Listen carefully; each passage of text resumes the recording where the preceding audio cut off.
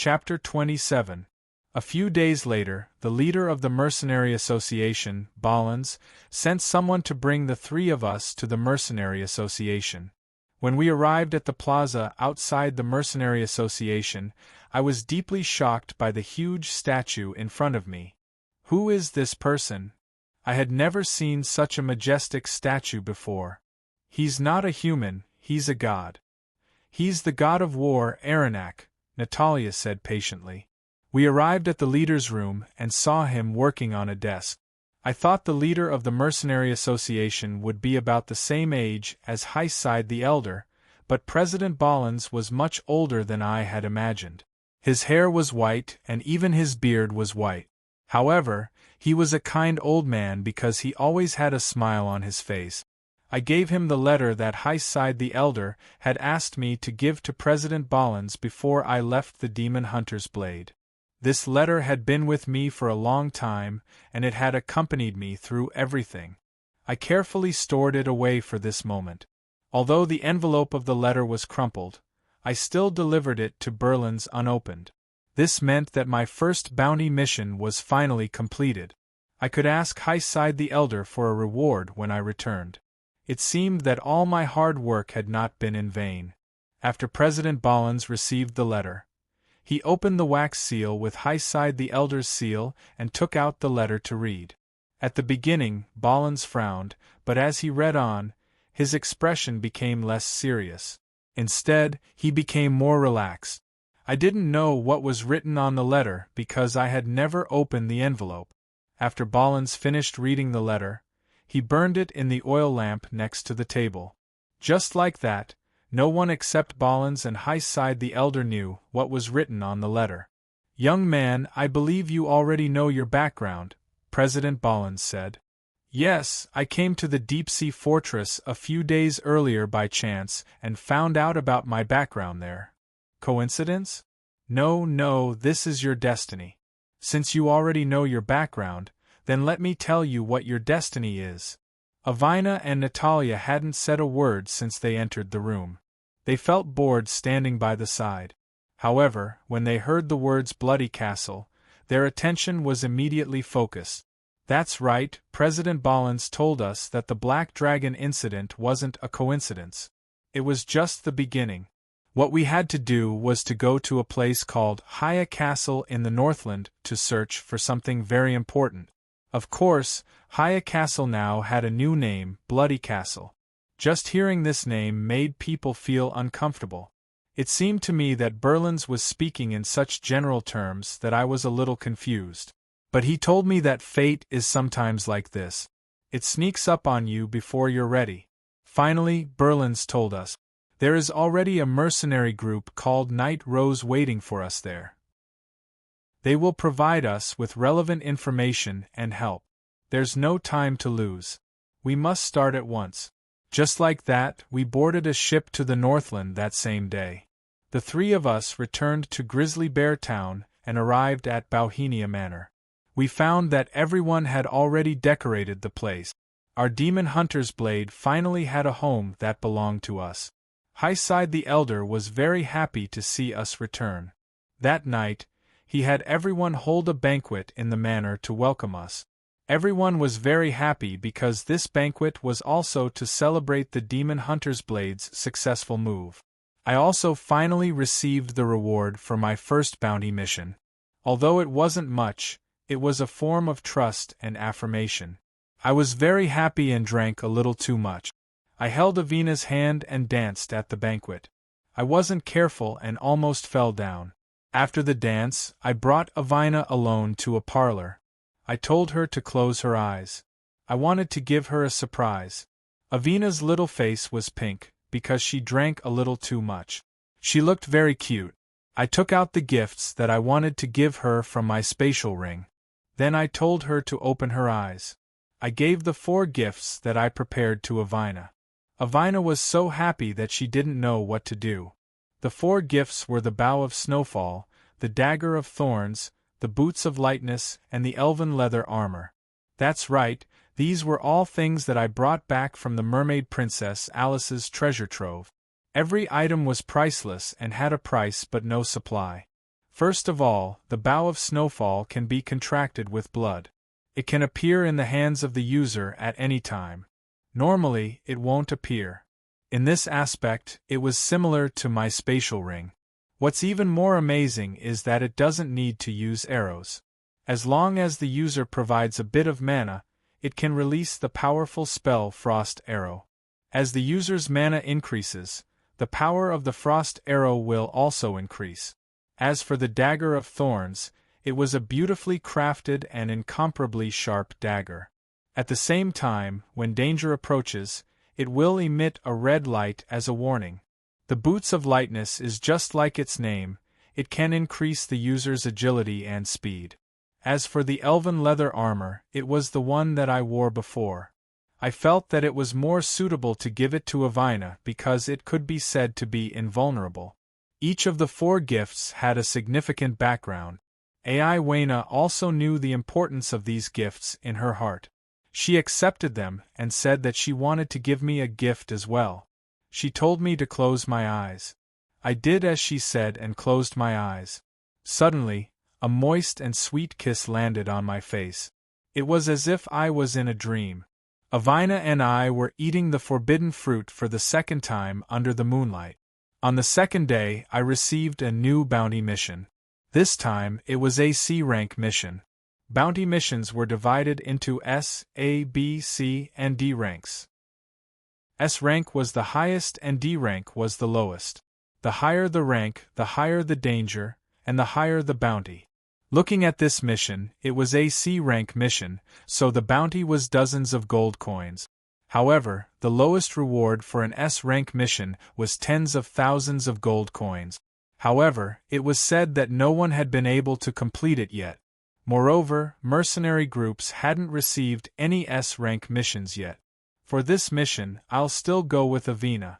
We'll follow Balin's instructions and head to Seaside Castle to meet with the Night Rose mercenary group. After that, we'll help them find that important item.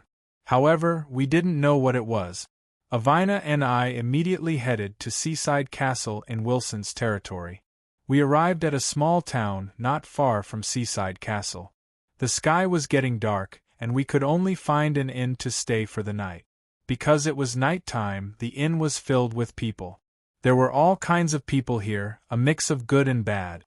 A burly man sat opposite me and Avina. He was drinking alone.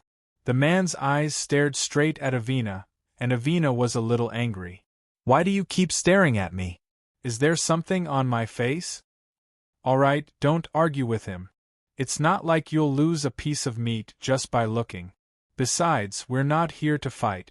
In order to not cause trouble, I could only persuade Ai Wayna to sit quietly in her seat. Innkeeper, may I know how to get to Seaside Castle?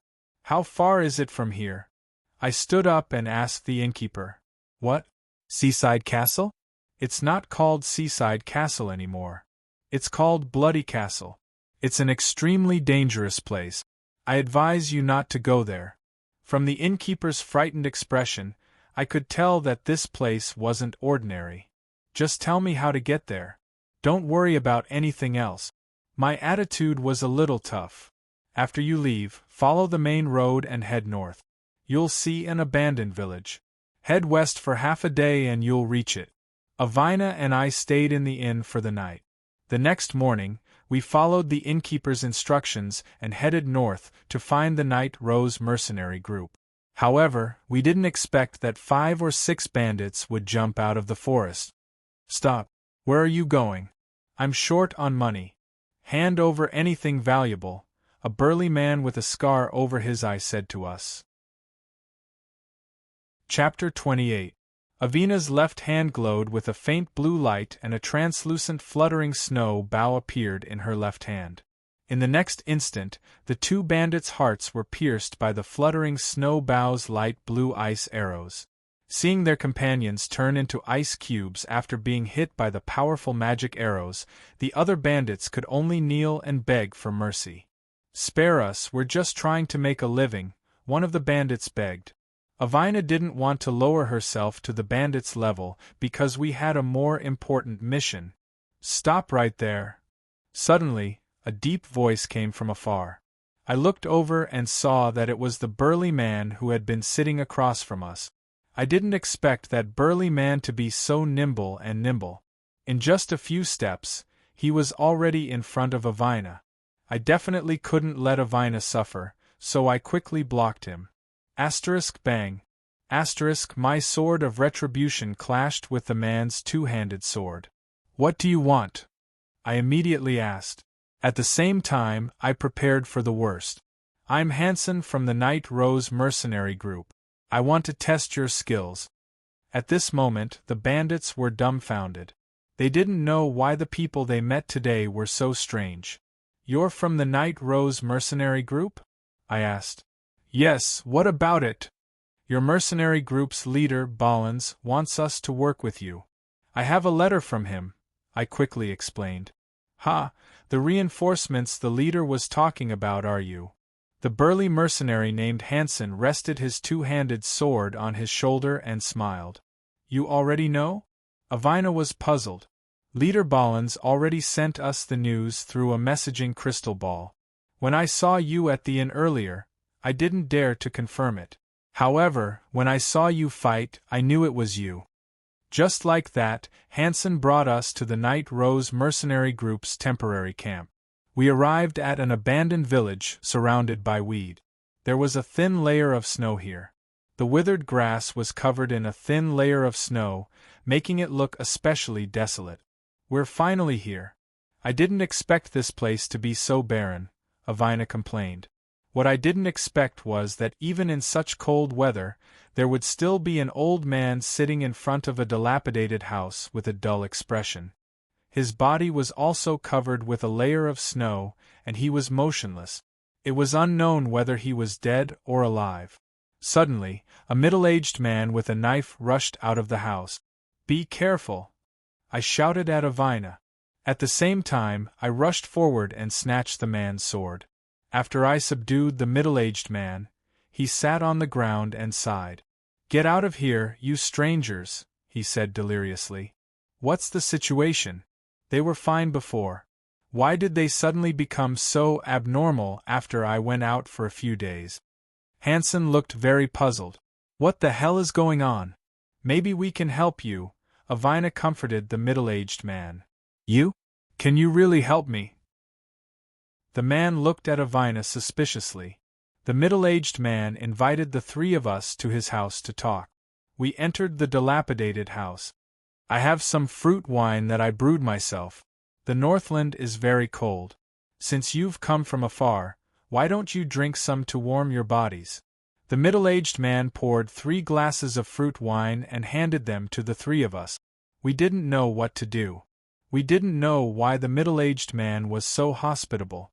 However, we still took the glasses and tasted the fruit wine. It was sweet and delicious. However, I soon felt that something was wrong. Oh no, there's something in the wine. Before Hansen could finish, he fell to the ground. Avina also felt dizzy and fainted on the ground. Just like them, I felt weak and limp on the ground. Sleep well. When you wake up, you'll be the queen's sacrificial offerings. After a long time, I regained consciousness. When I opened my eyes, I saw that I was tied to a pillar. Hansen and Avina were the same. Our equipment was piled up next to a wooden pillar. I tried my best to get rid of the rope, but there was nothing I could do. Foreigners, you're just unlucky to come here. The middle-aged man smiled and walked over. Bah, you be *starred. You drugged the wine. We trusted you in vain, Hansen cursed when he woke up. It's useless to say anything now. We've become their prey. Avina was very calm. Ha ha, this young lady is right. You should obediently become the queen's sacrificial offerings. That's the only way we can have fewer casualties here, the middle-aged man said with a sinister expression. The middle-aged man said with a malevolent expression. From his expression, one could tell that he hated and feared the queen.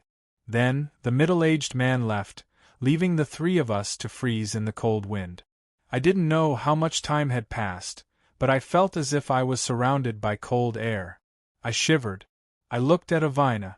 I was really worried about her. Avina forced a smile. She wasn't as weak as I had thought. Suddenly, there was a sorrowful howl from a wolf in the snow-covered forest. I felt goosebumps all over my body. Then, a monster with grayish-black fur darted out from the forest. It pounced towards Avina with great speed. Avina! Seeing that she was in danger, my nerves tensed up. Just as the monster opened its mouth and pounced towards Avina, an arrow came out of nowhere and hit the monster's head. Puff! The monster cried out in pain and turned into a puff of black smoke before disappearing. It's Lolita. Hansen looked very happy. A petite girl wearing dark red leather armor walked out from behind a tree. What was surprising was her jet-black hair, which was extremely rare. The petite girl walked over to untie us and we retrieved our equipment. Just like that, we were saved by her alone. That's great, Lolita. I didn't expect you to come and save us. Hansen smiled happily. Are you guys from the demon hunting blade? My name is Lolita. You can also call me Night Rose. The black-haired girl had a cold expression and her words hit the nail on the head. Nice to meet you. I am Avina. Avina took the initiative to extend her hand to shake Lolita's hand. However, Lolita only looked at her coldly and didn't shake her hand. Seeing that Avina was in an awkward situation, I immediately tried to smooth things over. My name is Larrick. We were entrusted by President Bollins to work with the famous Night Rose mercenary group. I hope that you can give us some pointers on the details. There is no need for pointers. I am just afraid that you guys will lose your lives for nothing. Lolita's attitude was still calm. I have seen their abilities with my own eyes. I can guarantee that they will be of great help to us. Hansen patted his chest and said, But, you guys were almost captured by the ghouls to be sacrificed. Lolita only used one sentence to make Hansen speechless. One could see how eloquent she was. Alright, let's not talk about this for now. I will tell you more about the situation here in the future. We have something important to do. Lolita changed the topic and brought us back to the abandoned village. Just now, when the middle-aged man saw that we were scared out of our wits, he begged us to spare his life. We have no enmity with you. Why do you want to harm us? Hansen asked angrily. If we don't use you guys as sacrifices, we will die. The middle-aged man said with a trembling voice. Answer me a few questions and I will let you go. Lolita said coldly. Seeing that there was a chance to live, the middle-aged man immediately nodded his head in agreement. What's wrong with him? Lolita pointed at the old man who was frozen into a snowman not far away. Sigh, he was not like that in the past. He is the kindest old man here. Our village was not like this in the past either. Back then, the people in our village relied on hunting in the forest and lived a carefree life. Many foreigners came to our village to settle down. However, all of this is gone now. It's all because of that person. She changed all of this. When the middle-aged man said this, he became emotional. He paused for a moment before continuing. That winter, it snowed heavily in the village. That kind old man found her shivering at the entrance of the village. That year, she was only 10 years old. She was a little girl that everyone loved. The old man brought her home and provided her with food and clothes.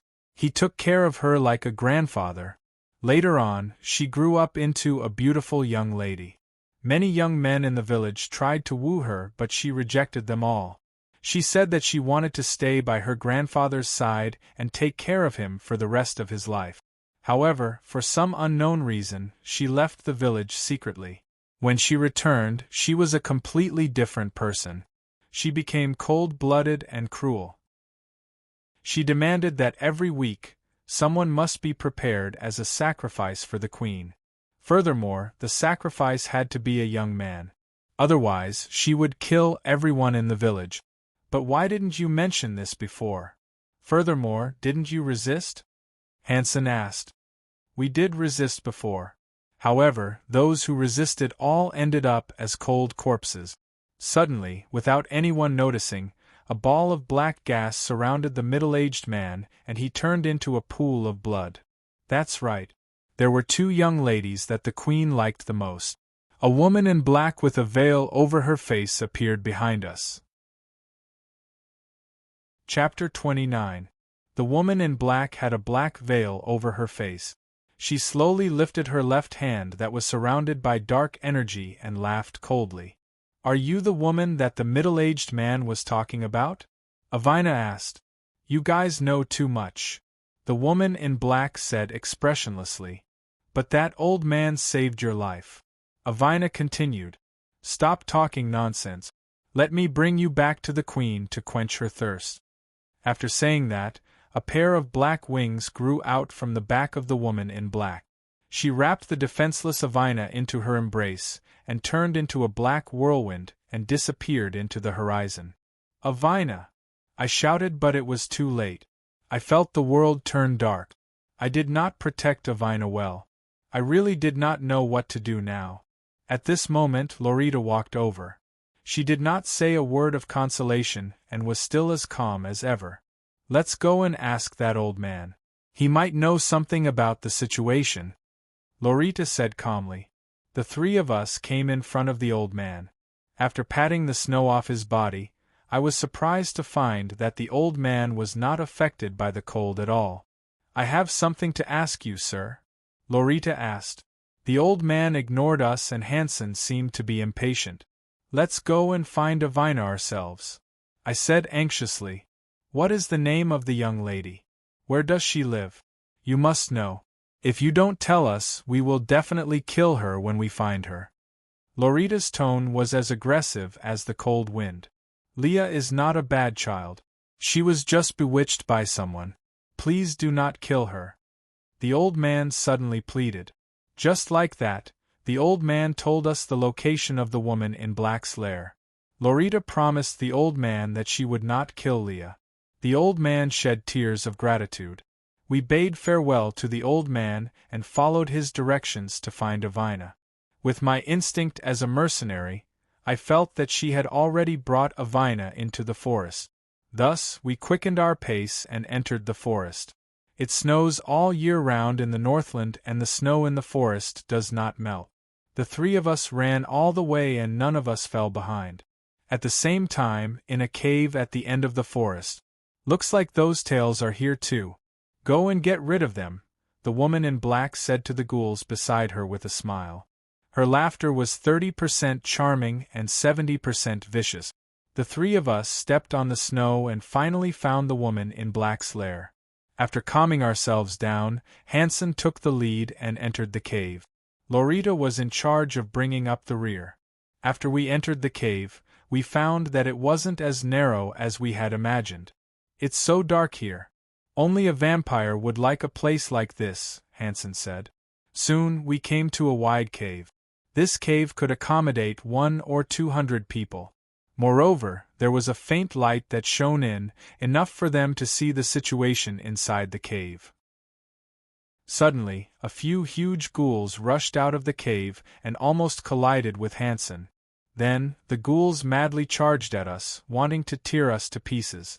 Hansen shouted as he brandished his two-handed sword and rushed forward. With a heavy slash, a ghoul was cut in half. Another ghoul wanted to attack Hansen, but I blocked its attack with my sword of retribution. However, the ghoul's claws brushed past my shoulder and fresh blood flowed down. At this moment, Lorita, who was hiding in the dark, shot another ghoul with her crossbow and killed it in one shot. "You guys still followed us," a woman's voice sounded from not far away. "Cut the crap. Hand over Avina," I said agitatedly. Leah used her actions to tell me that the only way to save Avina was to defeat Leah. At this moment, another large group of ghouls rushed at us from the cave. Facing so many ghouls, the three of us gradually felt powerless. Facing both Leah and the ghouls at the same time was like hitting a rock with an egg. At this moment, Leah was still attacking me with her dark magic. If I hadn't dodged in time, I would have turned into a pool of blood. "Alright, I won't play with you guys anymore. It's time for the Queen's sacrifice." After saying that, Leah, who was still attacking me, suddenly spread her wings and flew into the depths of the cave. Then, I saw Leah carrying the unconscious Avina and flying out of the crack at the top of the cave. I watched helplessly as Leah took Avina away, but I couldn't do anything about it. My heart was filled with anger. However, we didn't have time to think about it. Because these ghouls didn't leave, if we weren't careful, we would become their dinner. Facing these sinister monsters, I didn't have the slightest bit of fear. Instead, the determination to win was written all over my face. Lorita was constantly changing her position. Her offensive prowess was extremely high, but her defensive prowess was much weaker. I saw that Hansen was also reaching his limit. He kept roaring and swinging his two-handed sword at the ghouls. I will make you all pay. Because I lost Avina, I couldn't control myself anymore. My body started to burn again, just like the previous few times. My body started to lose control, and I started to speak in an incomprehensible language. That's right, it was draconic. Dragon's breath. Scorching flames shot out from my mouth, as if they came from Yenlong's body that had been burning for thousands of years. In an instant, the temperature in the cave rose sharply. The ghouls that were surrounding us were burned to ashes by the flames in my mouth. This was the power of draconic magic. Although my dragon soul power wasn't strong enough, so the power of draconic magic was greatly reduced, it was still more than enough to deal with these ghouls. Lorita's usually calm face suddenly showed a ripple of emotion, but she quickly regained her composure. Hansen opened his mouth wide and looked at me in disbelief, as if I was even scarier than the ghouls. However, it wasn't a problem for him to think that way. I was indeed scarier than the ghouls. Not good, let's leave this place. Lorita immediately felt a sense of danger. The cave wasn't very stable to begin with, and after the high temperature, it became even more unstable. There was a possibility that it could collapse at any time. The three of us immediately went back the way we came. Along the way, the cone-shaped rocks at the top of the cave kept falling down. Just as we were about to escape from this scary cave, something unexpected happened. At the mouth of the cave, thousands of dark red bats suddenly flew in and attacked the three of us. It's the blood bats. Looks like we have to die here. Hansen's eyes revealed a tinge of despair. After the battle, all three of us were exhausted. Retreating, the cave had already collapsed. In front of us was a multiple-choice question with no options. Chapter 30. No, there's still hope. We have to persevere. I told myself and everyone else. Avina was still waiting for me to save her. I swung my sword of retribution at the bloodbats, but there were too many of them. On top of that, I was exhausted and my body went limp. The moment I closed my eyes, I seemed to see a person. That person was wearing armor, holding a shield in his left hand and a sword in his right. After a long time, I opened my eyes. I realized that I wasn't dead from being sucked dry by the bloodbats. Instead, I was lying in a tent. What happened? I felt strange and walked out of the tent. It was already evening outside. There was a warm bonfire beside the tent. I saw Lorita, Hansen and a handsome man that I had never seen before sitting around the bonfire and chatting. Oh my God, you're finally awake. You've been sleeping for a few days. Hansen's loud voice attracted the other two to look at me. I looked at the handsome man and thought that he was a talent. The man glanced at me as well. Then, Lorita introduced the man and I to each other. This is Larrickford, the person that the president mentioned to help our demon hunter's blade. I shook hands with the man and could feel that his hand was very strong. This is the leader of our Night Rose mercenary group, Raysend. Nice to meet you, I said. Likewise. Raysend was very polite. After the introductions, the four of us sat around the bonfire and continued to analyze the situation of the mission. After the conversation, I found out that Lorita, Hansen and I had encountered thousands of bloodbat. Fortunately, our leader Raysend had led everyone there in time and saved our lives. However, after this battle, the Night Rose mercenary group had suffered heavy losses. Raysend also told me that after this period of investigation, He had found the root cause of all the strange occurrences that had happened in Wilson since the Black Dragon incident. It turned out that an evil demon had built a castle in the ruins of Haya Castle. That was the bloody castle that we saw today. The owner of this castle was the bloody Queen Mavila, whose name struck fear into the hearts of the locals. She was once an innocent and kind girl. The girl named Mavila was originally the daughter of a count. She had a brother named Sadak, who was a baron. Her family was well fed and had a high position, while she had lived a life of luxury since she was young. Until one day, a man named Gravel broke all of this. That's right, it was the famous commander of the Northern Alliance Army, Gravel. It all started when her brother flirted with a young woman called Darlena in a bar. Gravel saw the injustice and stepped in to help, only to be hunted down by Sadak. In the end, Gravel joined the resistance by chance. Even though Gravel almost died at the hands of her brother, a few years later, Gravel led the resistance and successfully conquered the Mavila's castle, Haya Castle. What happened next was when Mavila's nightmare truly began. These poor commoners were originally bullied by the Nogra kingdom. Once they rebelled, their rage for revenge devoured everything. After the resistance army had taken over Haya Castle, they had captured the count's entire family, filled with hatred for the nobles to the core. Mavila would never forget that day when her mother told her that the castle had been captured and told her to quickly escape. However, Mavila didn't know where to run. The castle was already surrounded by the resistance. Suddenly, the door of the room was kicked open by two rebel soldiers. "Look, what did I find?" The rude resistance army soldier was grinning from ear to ear.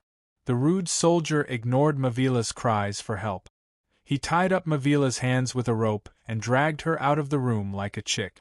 Along the way, Mavila was dragged to the square in the center of the castle by the soldier. There were several pillars there. After a while, Mavila's mother and brother's wife were also dragged over by the soldiers. There were burning flames and women crying everywhere.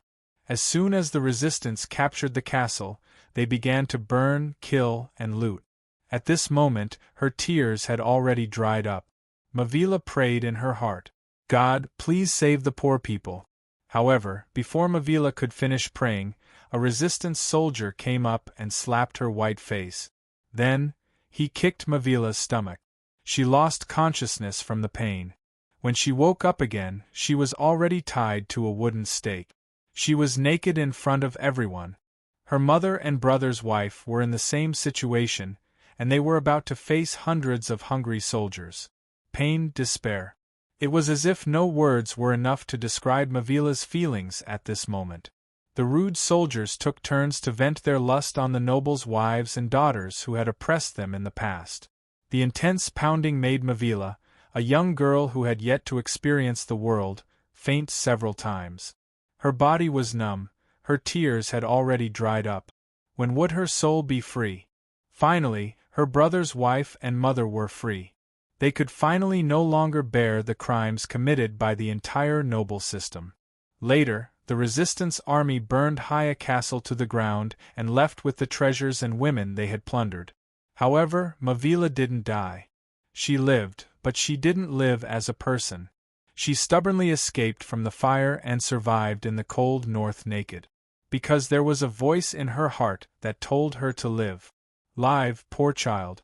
One day, the flames of your revenge will burn the earth and burn the entire northern snow region to ashes. The voice that came from the bottom of her heart told her. Mavila thought that it was a hint from God, so she had to live no matter what. After many years, the Northland people in the north finally drove the Durman out of the northern province. The north once again became the world of the Northland people. However, all of this was thanks to the Black Dragon who had attacked King's City and killed Thoden during the summer celebration. A year before the Black Dragon, known as the Wings of Destruction, attacked King's City, a black shadow suddenly appeared in the cave where Mavila lived. His pressure made Mavila unable to raise her head. His eyes made Mavila unable to look straight at him. "Child, the time for your revenge has come. Are you willing to follow me? His voice was deep and magnetic. His appearance was enough to make any girl's heart flutter. I am willing. Mavila nodded. Good. From now on, I will turn you into a bloody queen who makes people tremble with fear. I want you to swear on your soul that you will be loyal to me. Chapter 31. My master, can you tell me your name? Your deal. Also, I don't need you to call me master. I'm more willing to be your friend. Yes, master. I'm willing to use my soul as a contract to pledge my loyalty to you. If I betray you, I'll fall into the abyss of eternal damnation. Mavila, just you wait. One day, this world will become a world without pain, without oppression, without war. At that time, you will become the master of this world. But for now, you might have to suffer a little more. After saying that, the black shadow lightly left 2 teeth marks on Mavila's pure white shoulder. Mavila felt her whole body go weak and fainted on the ground. While she was in a daze, she saw the black shadow fly out of the cave. That's right, it flew out of the cave. The sunlight outside the cave was so dazzling. A pair of black wings streaked across the sky like a black phantom. Mavila didn't know what a god looked like. If there really was a god, perhaps this was what he looked like. After waking up, Mavila was no longer the naive girl Mavila. Instead, she was a bloodthirsty demon, the bloody Queen Mavila. What belongs to me, sooner or later, I'll take it back. Tremble. Detestable humans, a new order will be born in fresh blood. After listening to the bloody Queen's story, my feelings were indescribable. There were too many things in this world that were difficult to judge by right or wrong. I felt that I had to report all the information I had on the bloody Queen to Highside the Elder. I took out a messaging crystal ball from my luggage. This crystal ball could produce magic images from a long distance to communicate with each other. Using the crystal ball that Natalia had taught me beforehand, I finally managed to get in touch with the mercenary group. Through the crystal ball, Hiss told me that the Northern Alliance Army had set the Bloody Queen as an S-rank bounty target. He sent a small team to reinforce me, and they were already on their way. Hiss also told me to be careful and to come back alive. I promised Highside the Elder that I would take care of myself, but in my heart, I wanted to save Avina even if I had to risk my life. 3 days later, in the camp of the Night Rose mercenary group, 3 cloaked people walked in. There were 2 women and 1 man. They were Natalia, Mayfair, and Flance. They were a team sent by Hiss to reinforce us. At the same time, they were also the best helpers to help me rescue Avina. After a simple introduction, Natalia and the rest got to know each other.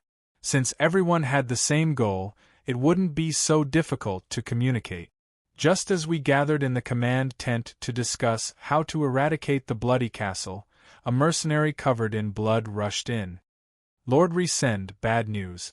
A large number of evil creatures have been discovered from the east of the camp. They are rushing towards the camp. The mercenary covered in blood panted. Clearly, he had just experienced a desperate battle. I understand. Quickly gather everyone and prepare to face the enemy. Resend calmly commanded. At this moment, Avina slowly opened her eyes. She found herself in a huge underground cavern. There was a gap in the ceiling of this huge underground cavern. Weak moonlight shone in from the gap. This underground cavern was large enough to hold 1,000 people. At the center of it was an abnormally bright and lush tree.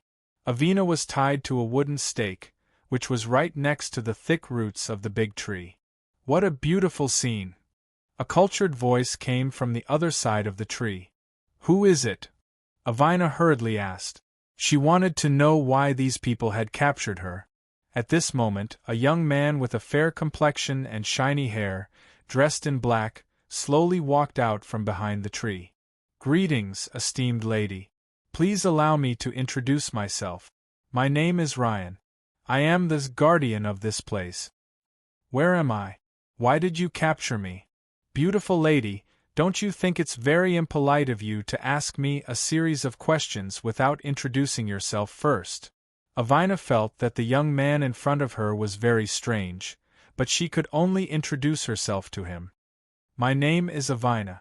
Can you answer my questions now? Avina, what a beautiful name. It's as beautiful and full of vitality as this tree of life. Quickly tell me where this is. Why did you kidnap me? Obviously, Avina was not in the mood to flatter this strange young man, because she clearly understood that her current situation was not safe. It could even be said that it was dangerous. All right, since you want to know so much, I'll tell you. The pale young man walked in front of Avina. Avina could almost feel the temperature of the young man. It was so cold and lifeless. This is the palace of blood beneath the bloody castle, and you will become our offering to Her Majesty the Queen. Blood Castle. It turned out that Avina was already at their destination. She was a little flustered, desperately trying to break free from the ropes binding her body.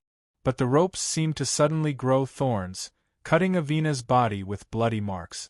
A few scarlet scars appeared on her snow-white and smooth skin, and it was so painful that tears flowed from her eyes. The black-clothed young man immediately bent down and used his tongue to suck the blood from Avina's wounds. Avina felt a bone-chilling coldness.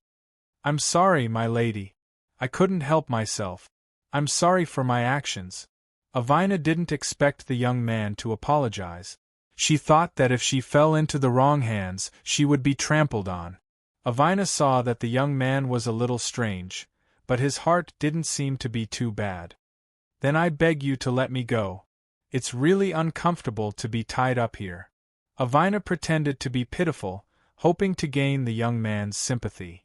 All right, since you said so, how could I bear to let a beautiful lady suffer like this? Really? Thank you so much. Avina really didn't expect the young man to agree to let her go. It was like a dream. But what? Avina was a little discouraged. She knew it wasn't that simple. You have to agree to one condition. What condition? Avina asked tentatively. Help me escape from here. Take me out of here. The strange young man said a little shyly. Avina found it funny. The young man couldn't escape from here. How could the unconscious Avina know how to escape? However, since this young man also wanted to escape, could it be that he was also captured? Who cares? Let him put me down first. Avina thought. All right. Hurry up and let me go. Just as the young man was about to untie Avina, a sonorous sound of footsteps came from the other side of the empty cave. What are you doing, Ryan? Chapter 32. Leah, don't come over, Rain shouted. I knew you would betray the queen. Just as I expected, Leah, the girl who had captured Avina, said. At this moment, the tree of life that had bound Avina was glowing brightly. The entire tree was translucent. The veins on the branches and leaves of the tree of life were glowing with a blood-red luster. Ha, the sacrificial ceremony is about to begin, Leah said excitedly to the tree of life. On the other hand, I stood on the ground full of corpses, blood staining my cheek. This was our campsite, but there was nothing left except corpses. What had happened just now was too tragic. I couldn't calm down for a long time. At this moment, Flance walked over and patted my shoulder. I hope this ends soon. Then we can return to Bauhinia Manor and drink to our heart's content, Flance said, then walked away with heavy steps. Mayfair was treating the injured mercenaries. This was the first time she had experienced such a tragic battle. Just a moment ago, a mercenary covered in blood ran over to report that a large group of unknown creatures were attacking the camp. As the leader of the Night Rose mercenary group, Raysend immediately took up his weapon and led everyone to prepare for battle. The sudden snowstorm limited our field of vision. Everyone was nervous because we didn't know what we were about to face. I gripped the sword in my hand tightly. I could feel the ground shaking. The young mercenaries beside me were shivering due to their lack of experience. Soon, we didn't have time to think. A strong wave of air rushed into our campsite as if there were tens of thousands of wild bulls. At least 100 ghouls opened their bloody mouths and charged at us. Blood and flesh splattered everywhere. I didn't have time to think. I waved the sword in my hand and fought with one of the ghouls. Flance stood beside Natalia and Mayfair to protect them. Natalia cast fireball at the ghouls. However, we aren't a match for these ghouls. Rayson looked at the mercenaries around him falling into a pool of blood one by one and started to feel disappointed. Gradually, all of us started to feel exhausted. There weren't many mercenaries left. After all, these were the elites of the Night Rose mercenary group. From the start, Lolita had been providing support to us from the shadows. I was saved by her crossbow. Watching his comrades fall one after another, Risen's mental defenses began to crumble. On another snowy night, a huge monster attacked the village where he was born. In order to buy time for him to escape, his father fought the monster to the death. In the end, his father's head was bitten off by the monster, and his brain and blood sprayed onto the snow. Crying and screaming, his mother stood in front of Risen without a care for her own safety. In the end, she was sent flying by the monster's slap, her blood splattering on the young Risen's face. At that time, Risen had knelt powerlessly on the ground, just like he was now. Hansen used his greatsword to cut a ghoul that was trying to get close to Rayson in half. He found that Rayson was just standing there in despair. "Pull yourself together. Risen, you have to understand what we are going through now. I don't want more of our brothers to die in vain," Hansen roared. Risen slowly wiped the tears from the corner of his eyes. He said to himself, "Yes, I am no longer that child who couldn't do anything. Father, mother, I am now a trained mercenary. I have the responsibility to protect my comrades. I have to fight." I, who was originally on the verge of collapsing, felt a strong aura. A whirlwind of sword energy sliced off the heads of the 3 ghouls around me. Standing in front of me was the handsome Risen. Relying on his superb martial arts, he held a sword in one hand and a shield in the other and charged into the midst of the ghouls. Seeing that there was still a chance of survival, the few of us used the last of our strength to fight the ghouls to the end. Finally, despite paying a terrible price, the ghouls were chased out of the camp. Everyone felt a sense of helplessness. I sat on the ground for a long time, not wanting to speak. After experiencing this battle, those of us who had survived knew the severity of the situation. We had to report the situation here to our superiors. On the other side, on Avina's side, Leah excitedly said to the Tree of Life that the sacrificial ceremony was about to begin. Rain's back was facing Leah. He didn't say a word. Leah approached Avina step by step until Avina had nowhere to run. "You can't escape. You are a gift that I have carefully chosen for the Queen.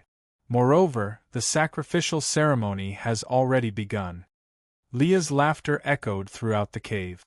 At this moment, the Tree of Life emitted a dazzling light. Avina suddenly felt that her body was no longer under her control. Her blood was invisibly being sucked away by the tree. "Avina, do you know that this tree has another name? Its other name is the Hellflower. It requires the nourishment of fresh blood to bloom," Rain said slowly as he turned around. At the same time, his expression seemed to have changed into another person. "I am the guardian of this place, but I can't allow her to sacrifice you to the Queen because you will become my woman sooner or later," Rain said to the increasingly weak Avina. "What? You want to betray the Queen?" Leah was a little surprised at first, but then she sneered. However, what happened next was that Rain suddenly transformed into a huge vampire with bat wings. He bit Leah's neck. Blood flowed down Leah's neck. This was something that Leah had never expected. However, it wasn't over yet. Rain then attacked Leah with all his might like a wild beast. Unable to withstand it, Leah flapped her wings and flew out of the cave. However, Rain didn't let Leah go. He quickly pounced on her and knocked her to the ground with his claws. Leah felt panic for the first time. Rain rode on Leah and attacked her crazily until she became a bloody corpse. Leah didn't make a sound until she died. Rain also returned to his previous form. He hugged Avina and kissed her. Slowly, Avina regained her color. She woke up and the Hellflower's light dimmed. At this moment, the entire cave shook. The Bloody Queen had awakened. Let's go. Maybe we'll be enemies when we meet again. Rain sent Avina to the entrance of the cave. Avina turned to leave, but she still gave Rain a hug. She waved goodbye to Rain and disappeared into the night. A few days later, the few of us who were lucky enough to survive found the extremely weak Avina in an abandoned farmhouse. When Avina saw me, we hugged each other tightly. Our faces were already covered in tears. Chapter 33. A few days later, the snow continued to fall heavily. In a large tent in Wilson's military camp, a middle-aged man wearing a bearskin cloak sat on a chair without saying a word, as if he was thinking about something. This tent was huge, and was the command tent of the Northern Alliance Army. Those who could appear in this tent were all important figures in the Northern Alliance Army. Other than the middle-aged man sitting on the seat of the commander, there were two other chairs in the tent. Half, Lord of Gorgon, and Beffman, Lord of Wilson, sat in these two chairs, and Half, Lord of Gorgon, sat in the other, who was equally famous. The middle-aged man sitting on the seat of the commander was Gravel, who was known as the Golden Griffin. He was the commander of the Northern Alliance Army, the current governor of the Northern Province, and the self-proclaimed king of the Kingdom of Northland. Gravel's expression was solemn, and it was difficult to guess what he was thinking from his resolute face. The crackling of the stove in the tent made the atmosphere seem exceptionally quiet. "We have to fight them to the end." Horf was the first to speak. He glanced at Gravel before stuffing his pipe into his mouth. This document was provided by the Mercenary Association. There should be no doubt about its authenticity. Otherwise, we would not have gathered our army here. However, I think we should discuss how to deal with this battle. The one who spoke was Beffman. Since the document says that the Bloody Queen has awakened, then they will make their move soon. We have to eliminate them before they kill the innocent. The only thing is that we still have too little information on the enemy. Half said. That's right. The army is supported by the people. At the crucial moment, we should stand up for the people. This matter is of great importance, and we have to formulate a detailed battle plan. Gravel placed a secret letter into his pocket and called the two lords to discuss battle plans with him in front of the sand table. On the other hand, the 8 of us who survived were Lorita, Hansen, Resend, Flance, Natalia, Mayfair, Avina, and I. The 8 of us also received orders from the Mercenary Association. Natalia told us, "The document says that we should rest and reorganize first, then immediately set off for the Bloody Queen's lair. When the time comes, there will naturally be an army to meet us. What we need to do is, 3 days later, in the endless barracks of the Northern Coalition Army. Hey, have you heard? The army is about to move out. The war is about to begin." A soldier of the Northern Alliance Army said to another soldier. "I've heard about it too. It's said that this time we're dealing with some Bloody Queen, a legendary immortal old monster," said another soldier. "What are you two talking about?" A second lieutenant passed by and reprimanded the 2 sergeants. At this moment the horn to gather sounded. "All troops, gather at the drill ground." The herald rode around on horseback and announced. All the soldiers immediately gathered outside the barracks, and were led by the officers to the drill ground.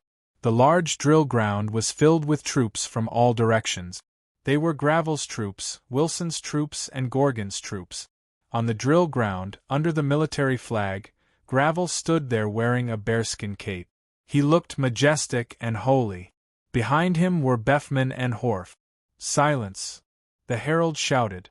At the same time, a low horn sounded, telling everyone to focus.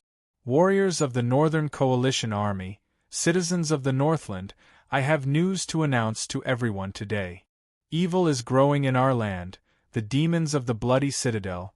They are unscrupulous and unscrupulous, causing our people to suffer.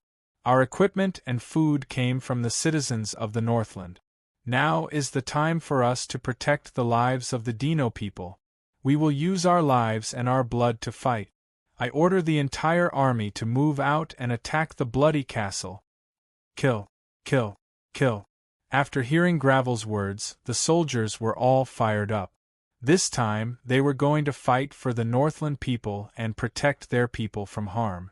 At the same time, in the lair under the bloody castle, a blood-red phantom floated in the cave. The vampire Ren was kneeling on the ground, and beside him was the blood-sucking demoness Leah. The light of the Hell's Lotus had already dimmed, but white smoke was coming out of Leah's body. Her body was recovering at a speed visible to the naked eye. Ren, don't think that I won't kill you just because you are my adopted son. Do you know how big a mistake you have made this time? The Bloody Queen's voice echoed in the cave. Mother, I know I was wrong. I only beg you not to kill Avina. Ren had already turned back into the cowardly little boy. You betrayed me for a woman? Haha, from today onwards, I will make all the sinners pay the price. Everyone must die. The Bloody Queen's furious voice woke Leah, who had just recovered. Leah was as good as new. Your Majesty. Very good, Leah. Do you know what eternity is? The Bloody Queen asked. Your Majesty, only death is eternal. Leah was expressionless. Very good, Ren, my child. Mother will now grant you eternity. No, the Bloody Queen stood behind Ren. She then held Ren heart in her hand. Although a vampire's heart did not have blood, it still beat. The Bloody Queen swallowed Ren heart. Ren's eyes immediately dimmed, but he did not die. He had become a puppet without a heart. Gravel. I will definitely take revenge for this. Haha, children, let us taste the taste of fresh blood together. Let the humans taste our fury. The Bloody Queen's voice echoed in the cave. Following that, from the roots of the Hell's Lotus, countless eggs broke out of the ground. These eggs all gave birth to vampires. They were born for fresh blood. Tens of thousands of blood bats flew out of the cave. Thousands of ghouls also crawled out of the cave. Following that, hundreds of gargoyles also flew into the sky. There were also dozens of huge bloodthirsty butchers following closely behind. Leah and Ren were expressionless, their eyes red as they led the army of vampires. The black mass of the army of vampires caused the sky to be filled with dark clouds.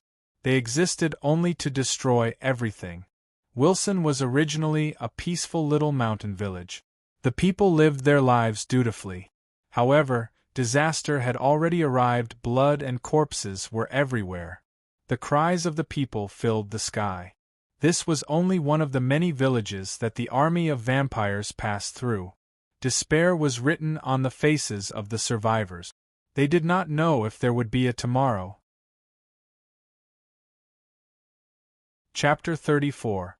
After a few days of rest, the 8 of us had regained our mental state. Especially after I found Avina, I was full of energy. We purchased supplies from a nearby village, and maintained our weapons and equipment. After everything was ready, we embarked on a new journey. At night, we sat around a bonfire. The light from the fire shone on the faces of the 8 of us. The members of our team came from 2 different mercenary groups. Although every mercenary group had its own unique soul, we had gone through so many trials and tribulations together and had developed a tacit understanding. Hey, Larrick, why did you choose to become a mercenary? Hansen asked me as he warmed his hands by the bonfire. I didn't know how to answer his question. I had lost my memories from the moment I was born. When I was young, I had followed Highside the Elder to wander the world and slay demons. Maybe I didn't have a choice in my life. Everything was fate. Everyone, we have to hurry on with our journey tomorrow. I believe everyone knows what we are about to face, Rayson said to everyone as I kept quiet. I think we should work together. Only then can we defeat the Bloody Queen, Avina said and extended her right hand. No one reacted. Avina felt awkward and wanted to retract her right hand. Then, I placed my hand on Avina's hand and held Avina's delicate hand with my thick palm. Maybe there are many things we don't have a choice in. But what we can do is to be ourselves. Only then will we not have any regrets, I said. I'll support you. Hansen placed his hand on top of mine. For justice. Natalia placed her hand on top of mine. To protect the innocent civilians from harm, Mayfair placed her hand on top of mine. I will protect your safety with my life. I will fight for honor. Flance was next. Count me in. Lorita placed her hand on top of mine. Nothing can stop us. Rayson was the last to place his hand on top of mine. Kill, kill, kill. The 8 of us shouted in unison. We were extremely excited. Under Avina's lead, we found the entrance to the Bloody Queen's lair on the second day. This was a muddy place. There was blood and rotting corpses everywhere, and the stench was overwhelming. Ordinary people would feel nauseous, weak, and dizzy if they got close. Fortunately, we had the magic potion that Mayfair concocted for us, so we didn't feel dizzy. At the entrance of a cave, we found the body of a man with only half of his body left. Judging from the man's attire, he must have been a hunter when he was alive, but now, he was just a zombie. Then we entered the cave. What kind of scene was that? I still can't forget it.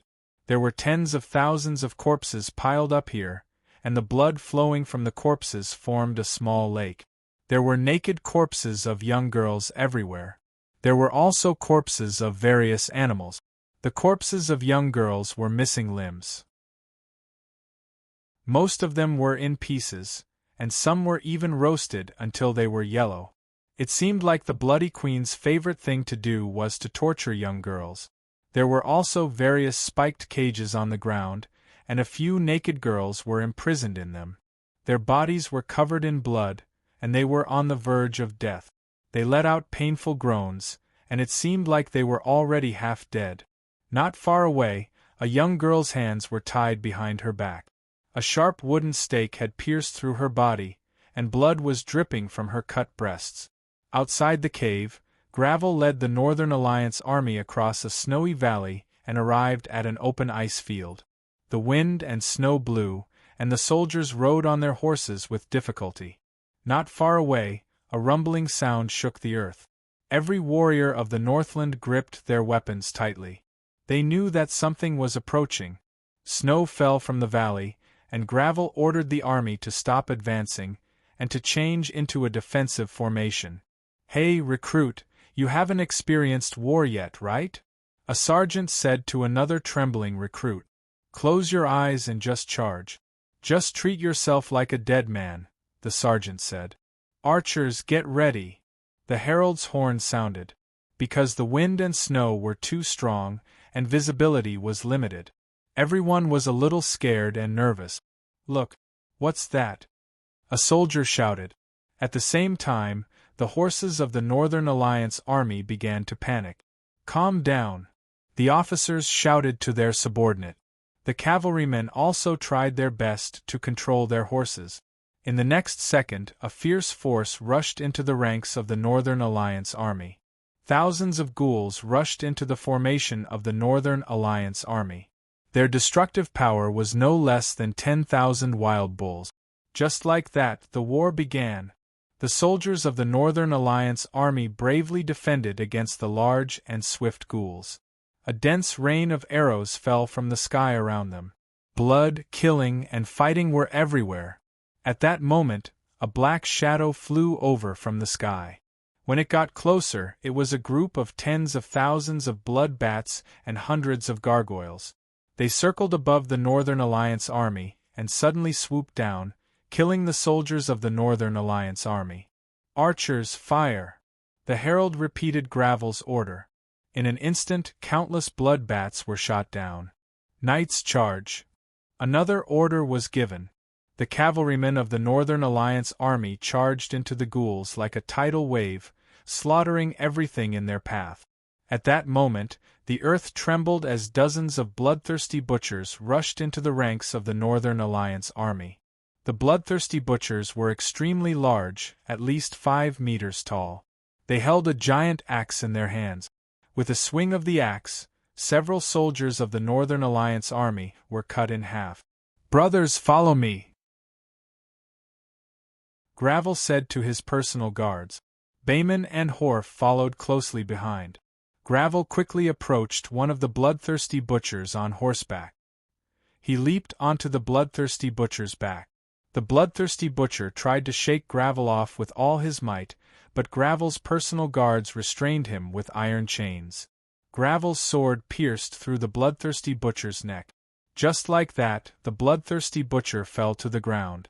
Using a similar method, Bayman and Horf each killed one of the bloodthirsty butchers. The rest of the bloodthirsty butchers were also killed by the combined forces of the Northern Alliance army. Suddenly, Ren and Leah flew to Gravel's side. They were just about to grab Gravel. In the end, Gravel's personal guards used their bodies to block the attacks of the vampires and vampiric banshees. The personal guards were instantly smashed to pieces. Soon, Ren and Leah were about to launch their next attack.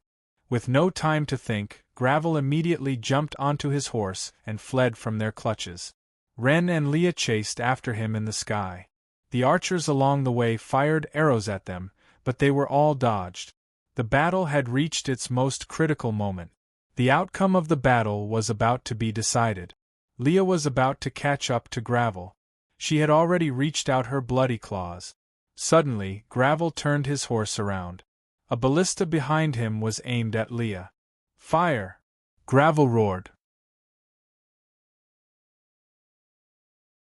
Chapter 35. After a loud bang, a huge arrow was shot towards Leah.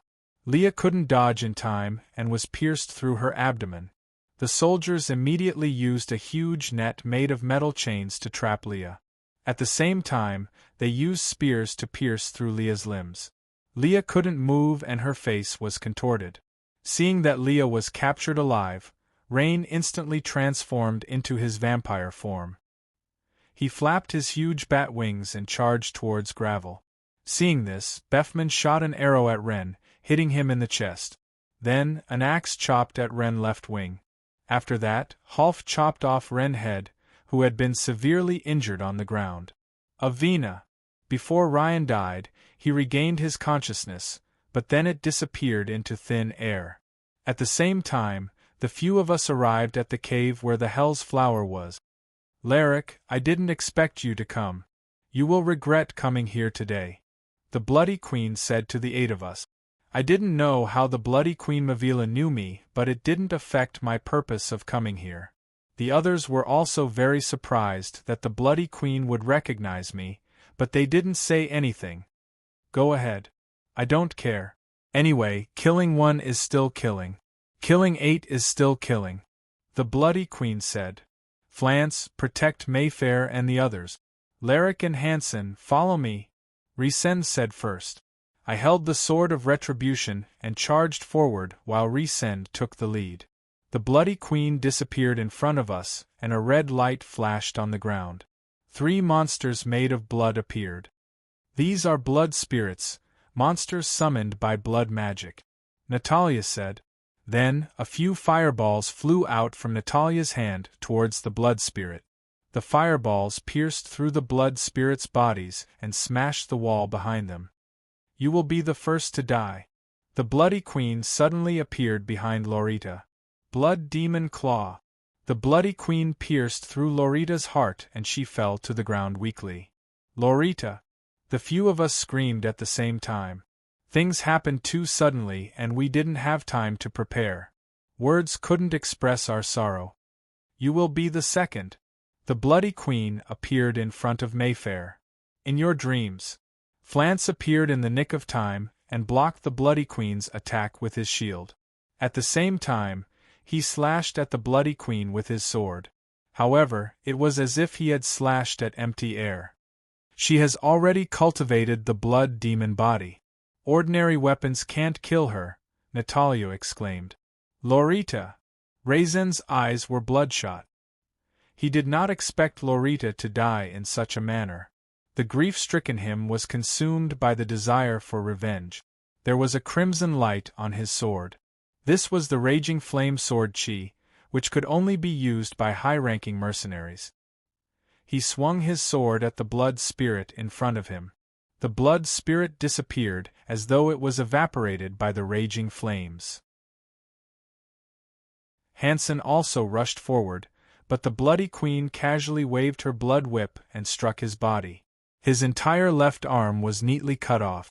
He hugged his left arm and howled in pain. Under Flance's protection, Mayfair immediately stopped Hansen's bleeding and treated his wound. I couldn't take it anymore. I swung my sword of retribution at the bloody queen, but it was to no avail. I was hit by her kiss of the blood demon, and I could clearly feel my blood rapidly flowing out of my body. After Mayfair stopped Hansen's bleeding, she immediately used her magic to heal me. "That's enough," Raisin said. At this moment, Avina and Natalia had already defeated the remaining 2 blood spirits. They began to support Raisin. Raisin wielded his sharp sword and used his raging flame sword chi to slash at the bloody queen. Although the bloody queen was injured, she recovered at a speed visible to the naked eye. "This is not enough to kill me." The bloody queen activated her blood whip and sent Raisin, Natalia and Avina flying. If not for Natalia activating her defense barrier in time, the 3 of them would have been beheaded. The defense barrier consumed too much of her magic, and Natalia's stamina was running out. Flance rushed forward. He had the strongest defense among us, but he also fell to the ground with heavy injuries after a few rounds. "All of you can die one by one now. She's really too strong. Are we really going to die here?" I gradually lost consciousness. I could feel my life draining away. Suddenly, a powerful force surged in my heart. "No, it's not over yet. I won't let you continue to hurt my companions." I stood up again, as though I was another person. "Haha. You've finally awakened, Laric. No, I should call you the Belgrave Flammaria." The bloody queen turned her attention to me. The battle that followed was not something that mortals could understand. We rushed out of the cave. Yenlong's roar. Yenlong's fury. Yenlong's fist. A series of draconic magic attacked the bloody queen. Every attack caused the ground to shake. Many wounds appeared on the bloody queen's body. Although they were healing, they were obviously not as fast as the damage. "Let's see if you can heal faster or if I can attack faster." I attacked crazily in order to take revenge for my companions. Yenlong's exploding fist. With this punch, I sent the bloody queen back into the cave.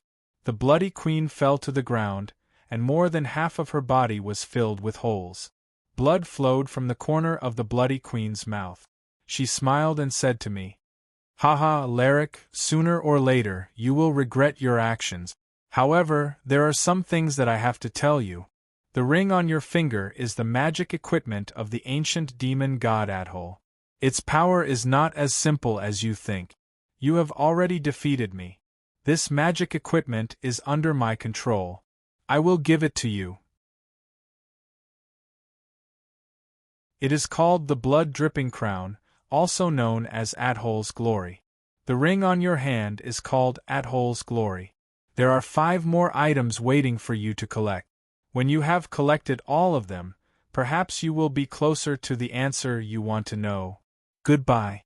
The bloody Queen Mavila seemed to have seen her childhood, playing and playing without any worries. In the end, the bloody Queen Mavila turned into specks of starlight and scattered with the wind. Only the crown was left at my feet. I picked it up, and it seemed to fuse into my body like a soul. At this moment, the Northern Alliance army led by Gravel was waiting outside the bloody castle. The few of us walked out. Resend was carrying Lorita in his arms. Facing the army, we didn't say a word. Then, there was a loud cheer. "We have won. The bloody queen has been eliminated." Yeah, did we win? A few days later, the bloody Banshee Leah was publicly executed. She was burned alive and turned into a puff of black smoke. I didn't know what civilization was, but I knew that civilization shouldn't be like this. Gravel commended the few of us and gave us a warrior's medal. It was finally time to part. We had to part ways with the Night Rose mercenary group and report to our superiors. The future is long. We will meet again, I said to Resend. Maybe. These are the arrowheads of Lorita's crossbow. There are 7 arrowheads left. Let's take one each. The Night Rose mercenary group no longer exists. Maybe Hansen and I will carry on Lorita's will, Resend said. All right, we will never forget the Night Rose mercenary group, Lorita, you and Hansen. I took the 5 arrowheads and distributed them to the 5 of us. I knew that no words would be able to heal the wound in Resend's heart. I only hoped that he would be able to walk out of this trauma as soon as possible. Until we meet again, my brother.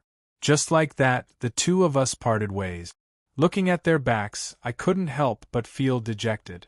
Finally, it was time for us to return and report to our superiors. I missed Highside the Elder and the other companions. We had been away for too long.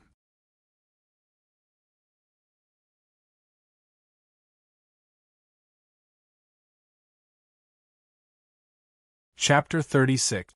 Less than a month after the incident with the Bloody Queen, Highside the Elder received a bounty from the Elven Kingdom. The 6 of us, Flance, Kevin, Avina, Mayfair, Natalia, and I, were to represent the Demon Hunter's Blade. The next morning, the 6 of us took a ship from Gorgon's Port, Byron Bay, to the Elven Kingdom's port city, Ultramara. After 3 days of sailing, our ship finally entered the beautiful and dreamy Elven port city, Ultramara. After the ship docked, the Elven guard in charge of guarding the customs asked for our entry permit. After handing over the permit, we asked the guard for the location of the Lord of Ultramara's office and told him our mission. The Lord of Ultramara, Killian, was our client for this mission. Under the guard's guidance, we quickly found the Lord of Ultramara. He was a high elf with long golden hair. When Killian saw our mission, he told us that the warlocks were already on the move. The Elven Kingdom wasn't safe at the moment. Wars were breaking out from time to time, and all the cities were in a state of war. The warlocks were our target for this mission, and they were similar to the Bloody Queen. Killian gave each of us a sturdy, purebred elven warhorse. After entrusting the mission to his trusted officials, he personally led us to meet the Elven Kingdom's king, Alovis. We mounted our warhorses and rushed to the capital of the Elven Kingdom, Avinia. As we passed through the wilderness, Natalia suddenly sensed something and warned everyone to be on guard. There was a rustling sound in the grass. A shadow darted in front of me before I could see what it was. There were already 3 claw marks on my arm, and blood was flowing out from the wound. What was it? In the blink of an eye, the shadow disappeared into the grass. I endured the pain and drew my sword. Everyone immediately dismounted and formed a circle, back to back, protecting each other's back. The warhorses sensed danger and became restless. Over there! Mayfair was the first to sense the shadow's location. I rushed forward and slashed at the thing hiding in the grass. Bang!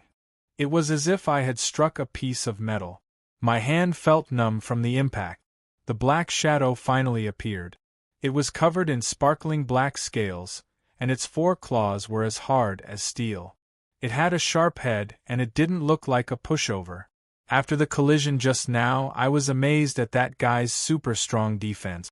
Even the sword of retribution couldn't harm him in the slightest. What kind of defense was this? Black Lizard Kaline's expression was extremely solemn, because Kaline had seen this magical beast before when he was on a mission in the army. The Black Lizard is a Class B magic beast. Its temperament is extremely violent, and no one can escape from its sharp claws. That time, all but Killian and 1 other survived, while the rest died. At this moment, the Black Lizard turned around and pounced at my chest.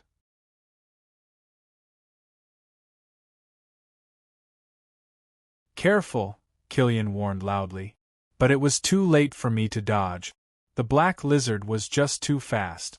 I only felt a piercing pain, but I didn't die.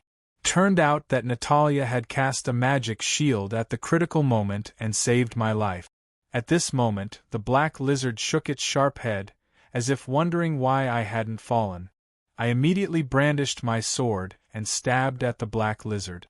Sparks flew, but the black lizard wasn't injured at all. At this moment, a loud sound came from the sky. Everyone looked up and saw a giant black eagle circling in the sky. The eagle's wings were more than 5 meters long. Suddenly, the black eagle swooped down towards me. "Run!" Colleen shouted.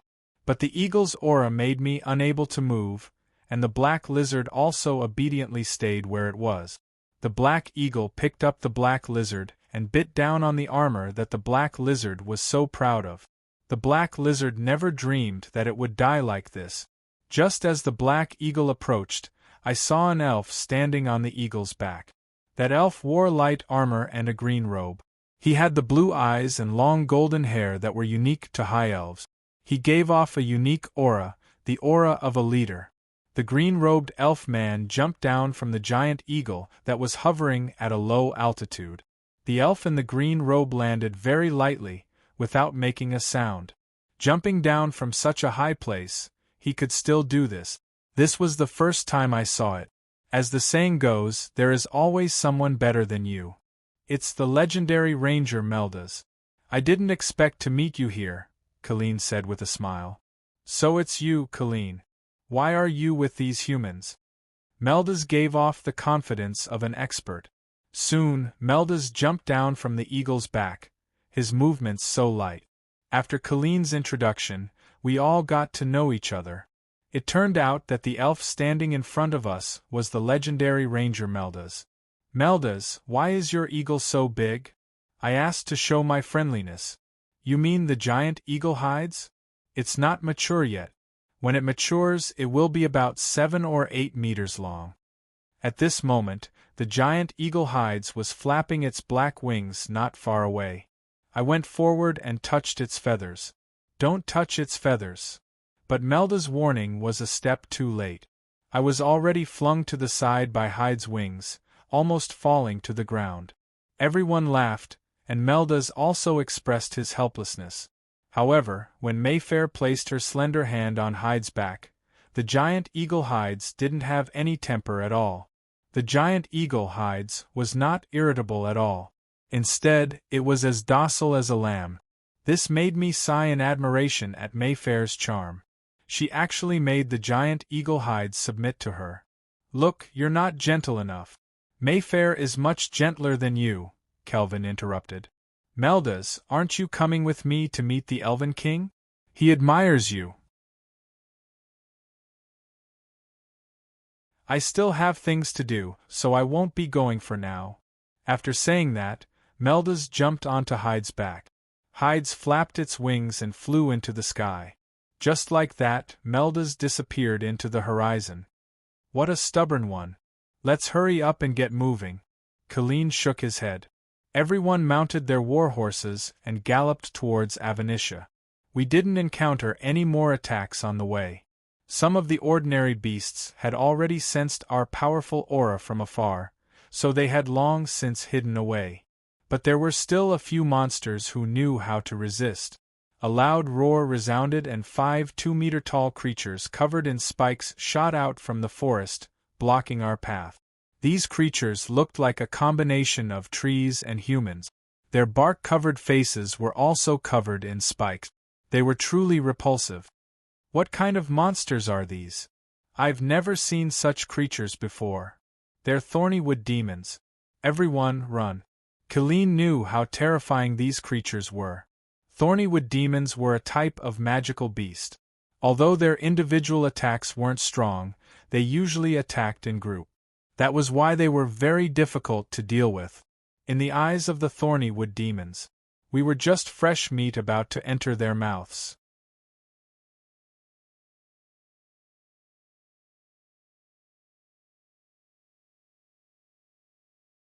Chapter 37.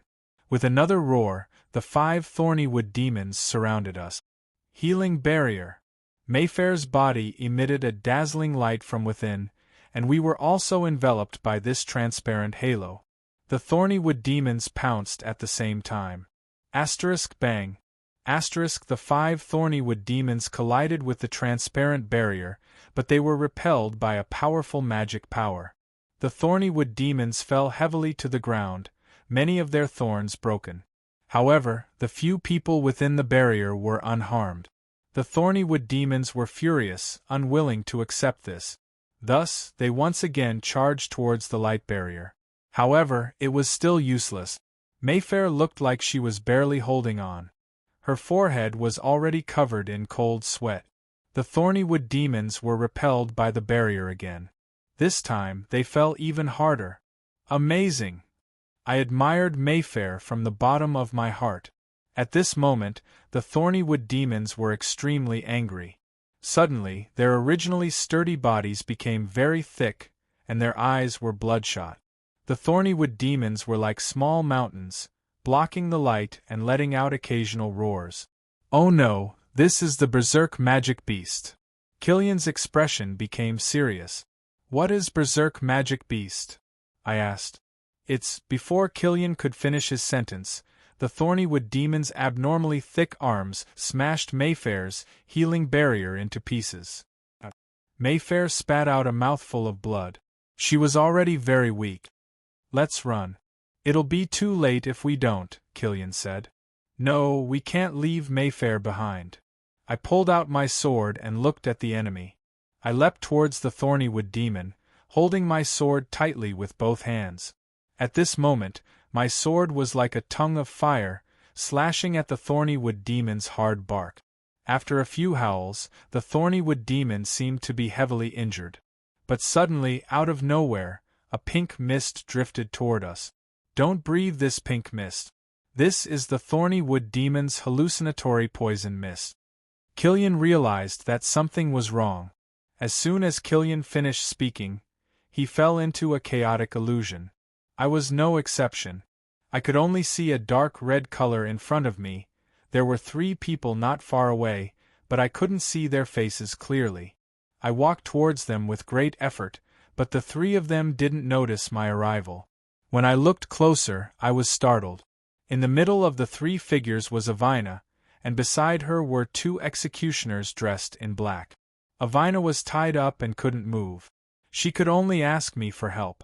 No! I wanted to stop him, but my feet felt like they were stuck in a quagmire. I could only watch helplessly as the 2 executioners raised their machetes. My heart felt like it was being stabbed by a knife. Ah! I yelled. At this moment, the forest was silent. The 5 of us stood motionless in the same place. The thorny wood demons had also disappeared.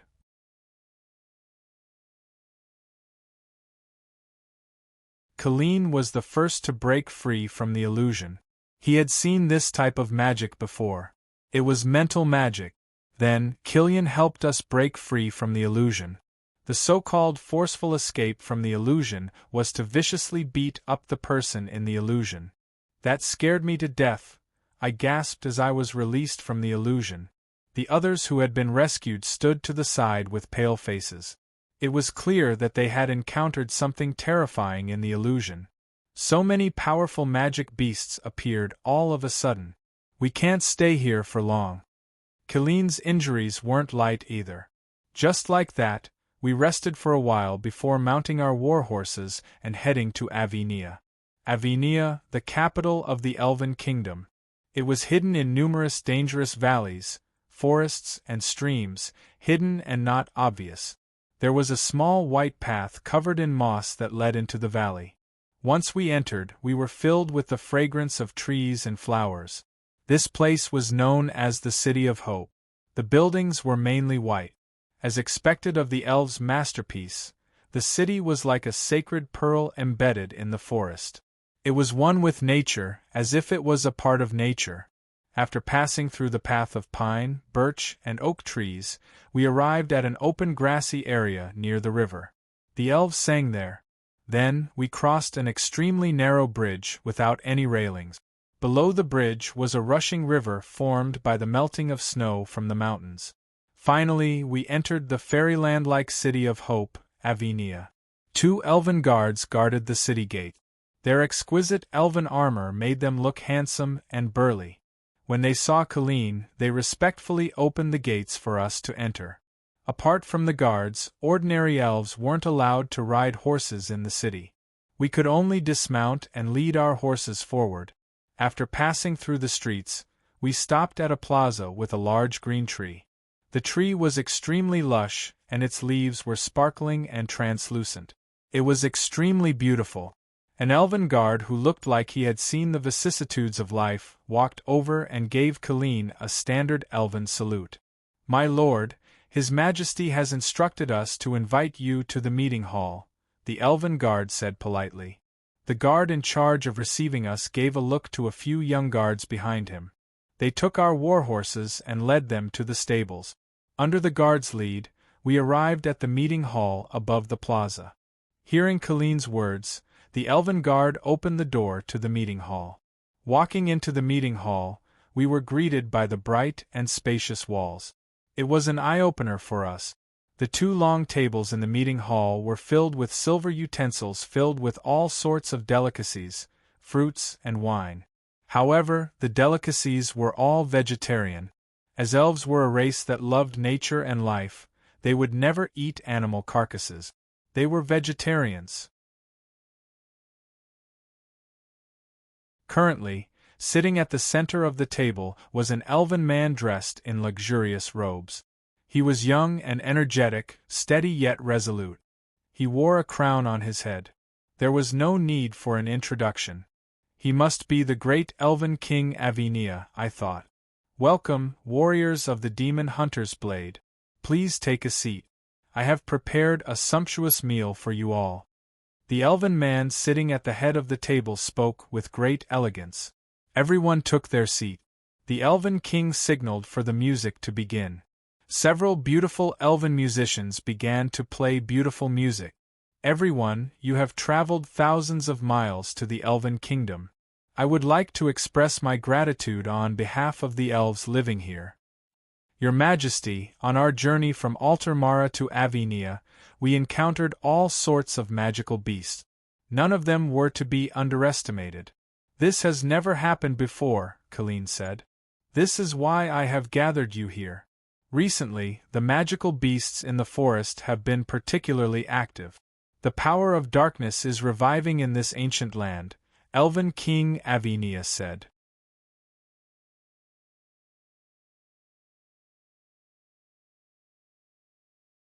Chapter 38. The next day, Colleen gathered all of us and brought us to the Elven Druid Temple. Colleen saw that we didn't quite understand, so he explained that the Druid Temple was a sacred place for the elves. The spokesperson of the moon god, the Archdruid, lived there. The Archdruid was the most beautiful and intelligent female high elf chosen by the moon god. After introducing us, Colleen asked us to go with him to the Druid Temple. The Archdruid wanted to see us. So, everyone rode on their horses and headed to the Druid Temple under Colleen's lead. The group passed through the short forest and traveled on the rugged path for about 10 duri. Finally, a different scenery appeared in front of us. A wide river flowed down from the cliff like a jade belt. It was as if millions of fierce beasts were fighting, roaring, and finally wrestling with each other as they tumbled down, splashing pearls and jade all over the valley. Clouds of mist rose, and there were also some that hit the rocks on the shore, creating millions of splashes. Under the sunlight, the splashes turned into colorful water droplets. At the bottom of the cliff was a small lake formed by the falling river. On the open ground beside the lake was a temple. The temple looked a little old, but it couldn't hide the majesty and glory of the past. Everyone arrived in front of the temple. The roar of the waterfall was still ringing in their ears. An elf girl in blue came out to greet us. She looked very young, but her face was covered with a thin veil. But even that veil couldn't hide her beauty. If she were to take off her veil, there would be no words in the world that could describe her beauty. The elf girl told us that the Archdruid had invited everyone into the inner sanctum. The ancient sanctum was tall and solemn. A statue stood at the front of the hall. It was a statue of a goddess holding the sun, moon, and stars. Her face was also covered with a veil. The Archdruid was called Yosa. She was almost on the same level as Elf King Alovis in the Elven Kingdom. Killeen said, Archdruid Iosa, these are the people from the Demon Hunter's Blade. They're here for this mission. Come with me, everyone. I have something to show you. Druid Iosa's face was expressionless. Everyone followed Druid Iosa to the back of the temple. There were guards there, and it seemed like it was very important. Seeing that the great Druid had come in person, the guards respectfully let everyone in. There was a spring in it, about 2 or 3 demetrons wide. Beside the spring, there was a tall tree. The tree was ridiculously tall. It was at least a few 100 meters tall and a few dozen meters thick. Its leaves were also emitting moonlight. This is the Holy Moon Tree. The spring and the well next to it are the Holy Spring and the Holy Well. The water from the Holy Well is the Holy Water. The Holy Moon Tree thrives because of the holy water, Druid Iosa explained. The secret I discovered was told to me by the moon god Shala through the mirror image in the Holy Well. This is what I saw in the Holy Well the other day. The power of darkness is reviving. The wing of destruction is gathering the forces of darkness. Delamere, the leader of the Dark Elves, has joined the wing of destruction and fallen to become the enchanter Delamere. Soon, the power of darkness will descend upon the land of Hadalator again. The flames of war will devour and destroy all races. Druid Iosa explained. So, warriors, before Delamere's wings are fully grown, you must find him and destroy him, Killeen explained. At the same time, in a hidden underground nest in the dark forest. Mina, is there any news from the elves? A pale-faced elf man wearing a black cloak, a dark golden elf crown on his head, and a metal belt with a skull pattern on his waist said, as he sat on a broken throne. Your Majesty Delamere, the elves have invited some help. An extremely flirtatious-looking elf woman with flame-like long red hair replied. Her clothes were extremely revealing, and she was dressed in extremely revealing clothing. I only hope to get the results I want. I don't care about the process. I'll leave those annoying ants to you. No one is allowed to disturb our plan. Delamere said expressionlessly. Yes, Your Majesty. However, I heard that those people were the ones who killed Mavila's demon hunter's blade. Don't you understand what I mean? I only care about the result. I don't care about the process. Anyone who dares to stop me will die. Delamere grabbed Mina's neck and said furiously. Yes. Yes, Your Majesty. Mina struggled with all her might, but she was too weak. Delamere let go and Mina fell to the ground. She had almost suffocated to death. Leave. Don't bother me. On our side, we actually managed to invite the legendary Ranger Meldas to join us. The reason was simple. Our goal was the same, and that was to kill the warlock Delamere. Thus, with the legendary Ranger Meldas leading the team, we embarked on a journey to find Delamere. Meldas, Flance, Kevin, Avina, Mayfair, Natalia, and me made a total of 7 people. After a day of travel, we arrived at the entrance of the dark forest in different directions. The dark forest stretched endlessly. According to Killian, there were many fierce beasts and poisonous snakes in the dark forest, as well as magical beasts and unknown enemies. The trees here were all sentient and could be fatal. Thus, we had to be extremely careful when we entered the forest. We followed the river into the forest and planned to find a suitable place to put down our luggage and set up camp for the night. Flance and I set up our tents and used thick furs to keep out the cold. Flance placed the blankets and other items inside the tent and hung the weapons on the walls. After setting up, Flance and I took our axes and went to chop down trees nearby.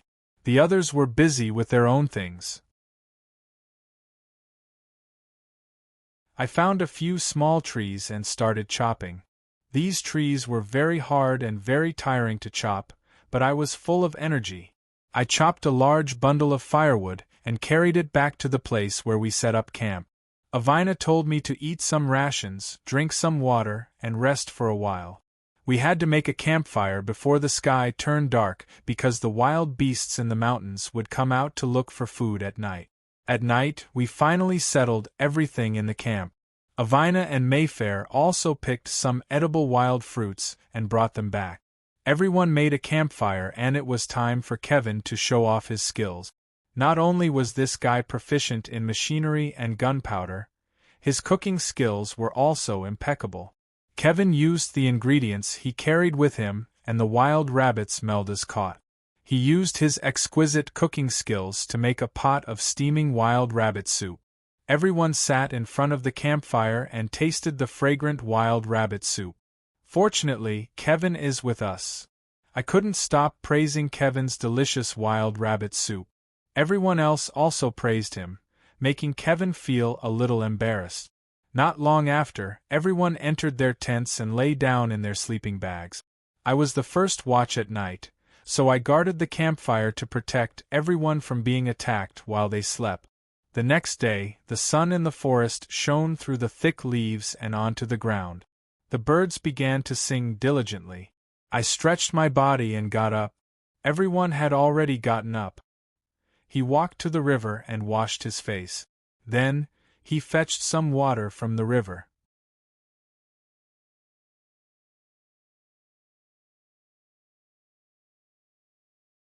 Chapter 39. After eating the breakfast prepared by Kelvin, we started to prepare for our journey. Walking on the fertile ground, I felt that my feet were as soft as a blanket. It was a comfortable feeling, and it didn't feel like an adventure. It felt more like an outing, especially when there was a group of like-minded people accompanying us. Occasionally, a few squirrels ran through the trees. It was a wonderful feeling. Suddenly, a girl's voice broke the peaceful atmosphere. Hearing the voice, everyone hurried to run in the direction of the voice. When we arrived, we saw a little girl leaning against a tree. Opposite her, a wild boar was glaring at the little girl. The little girl was already trembling in fear, but she kept shouting for help. Avina skillfully took out her bow and shot an arrow at the wild boar. The arrow hit the wild boar's head. However, the wild boar was tenacious. It shook a few times but didn't fall to the ground. Instead, it used its last bit of strength to rush toward the little girl. Seeing that the wild boar was about to hit the little girl, a flying axe stabbed the wild boar's hairy body. Moreover, the force of the flying axe was so strong that the wild boar was pushed to the side. The wild boar almost hit the little girl. "It seems that the flying axe is more effective," Flance said proudly. Everyone hurried to check on the little girl. She seemed to be a little elf. She had pink hair, pointed ears, and a cute face. "Thank you. My name is Jenny," the little girl said. Seeing that it was a little elf, Meldas relaxed his vigilance. "Why are you in this dark forest?" "It's very dangerous here," Meldas said. "Dangerous? But I was born here. All the flowers and trees here are my friends. That big black boar was the worst. It always bullied me," the little girl said. "You're Jenny, right? It's very dangerous for you to be here alone. Come to sister. I'll take you home," Natalia said. "Okay, sister. My home is in a small wooden house not far from the forest," Jenny ran over happily. At this time, Flance had already cut the wild boar into 8 pieces and cleaned it up. About half an hour later, everything was done. Jenny led Natalia and the others to her home. Jenny's home was a chic little wooden house. There were all kinds of beast furs hanging in the room, as well as some unknown bottles and jars, as well as all kinds of magic tools. "Where's Mom? When I woke up this morning, my mother was gone. Where did she go?" Jenny cried anxiously. "Looking at the room, there are no signs of fighting. She shouldn't have been taken by bad guys." Merdos analyzed. "Can we wait for your mother here with you?" Natalia comforted. "But we still have a mission, right?" I reminded. "Do you really have the heart to leave this little girl here?" Natalia suddenly lost her temper. I knew I must have said something wrong. In the end, Meldas also agreed to Natalia's proposal. He knew that defeating Delamere was not something that could be done overnight. Maybe there would be some clues if he stayed here. In the evening, we made a bonfire outside the wooden house. At this time, the moon had quietly climbed up to the sky, sprinkling a faint moonlight. Flance roasted the processed wild boar over the fire. The wild boar was roasted until it was oily and fragrant. Flance cut the roasted wild boar into several portions. The better portions were sent to the girls in the wooden house. Kevin was chewing on the hot pork leg, and tears were almost coming out of his eyes. Meldas also cut a small piece of the roasted boar and ate it. Do all elves eat like you? Flance didn't like Meldas. He felt that Meldas was like a sissy, and he always pretended to be noble. Meldas didn't care. He wouldn't look at an opponent who was weaker than him. That night the girls all slept in Jenny's house. Flance, Kevin, Meldas, and I set up tents outside the wooden house to sleep. We also took turns to keep watch. Meldas couldn't sleep, so he was in charge of the first shift. Am I really qualified to be the captain? Meldas looked at the sky and asked himself. Suddenly, a black shadow flashed. Meldas was immediately alerted, and he woke up the others. Do we need to wake up the people in the house? I asked. Not for now. Kevin, you stay here and watch. If there is any movement, immediately wake up the people in the house. Meldas took me and Flance to track the shadow. The three of us held torches and weapons and ran into the forest. For some reason, Merdos felt a sense of foreboding. We followed the traces left by the black shadow and found something lying motionless in front of us. Flance immediately rushed forward and saw a horrible scene. Lying on the ground was the corpse of a little lamb. Its internal organs had been dug out and eaten. It was such a bloody scene. Fortunately, the girls didn't come. Oh no, let's go back to the wooden house. Meldas suddenly thought of something. To our surprise, the tent outside the wooden house was in ruins. Things were thrown all over the ground. Meldas knew that we were tricked by the enemy. The enemy was very cunning. He first led us away and then attacked the wooden house. Flance was so angry that he gritted his teeth. Who would do such a despicable thing? Where are the others? They are all gone. There are also traces of fighting in the house. Flance had already searched. Meldas suddenly found some footprints. He called us over to take a look. Flance didn't think it was a human's footprints. It should be some kind of beast. So we took our weapons and followed the beast's footprints until we reached the entrance of a cave. This is the guy's hiding place, Flance said. No matter what it is, I will cut it into pieces. Flance held the weapon in his hand tightly. The three of us walked into the cave. The entrance wasn't big, but it was just big enough for one person to walk in. The three of us walked into the cave with bent bodies. After walking for a long time, the cave suddenly opened up.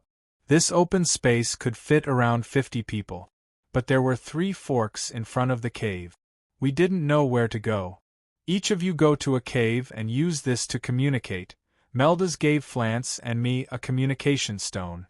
The communication stone could send messages. Flance and I tried it separately. It was really useful. The elves' things are quite powerful. Flance couldn't help but admire. We took our torches and walked towards different entrances. Merdos chose the middle entrance. Meldas walked into the cave. The cave was filled with spider webs and scattered bones. A rotten smell made people want to vomit. Following the narrow cave, Meldas came to an open space. There were piles of gold, silver, and jewels. Suddenly, he heard footsteps not far away. Meldas approached me quietly and saw a dark shadow following behind me. Meldas held his breath and quickly shot an arrow. I turned around and saw a pool of dirty blood on the ground. The black shadow disappeared again. Thank you. I didn't think you would save my life, I said. It's nothing. It's just that this cave is connected. Meldas said. In this way, Merdos and I continued to walk along the winding path of the cave, one in front of the other. But we didn't know that danger was approaching. As I walked, I suddenly felt something strangling my neck. I wanted to scream but couldn't make a sound. Soon I lost consciousness.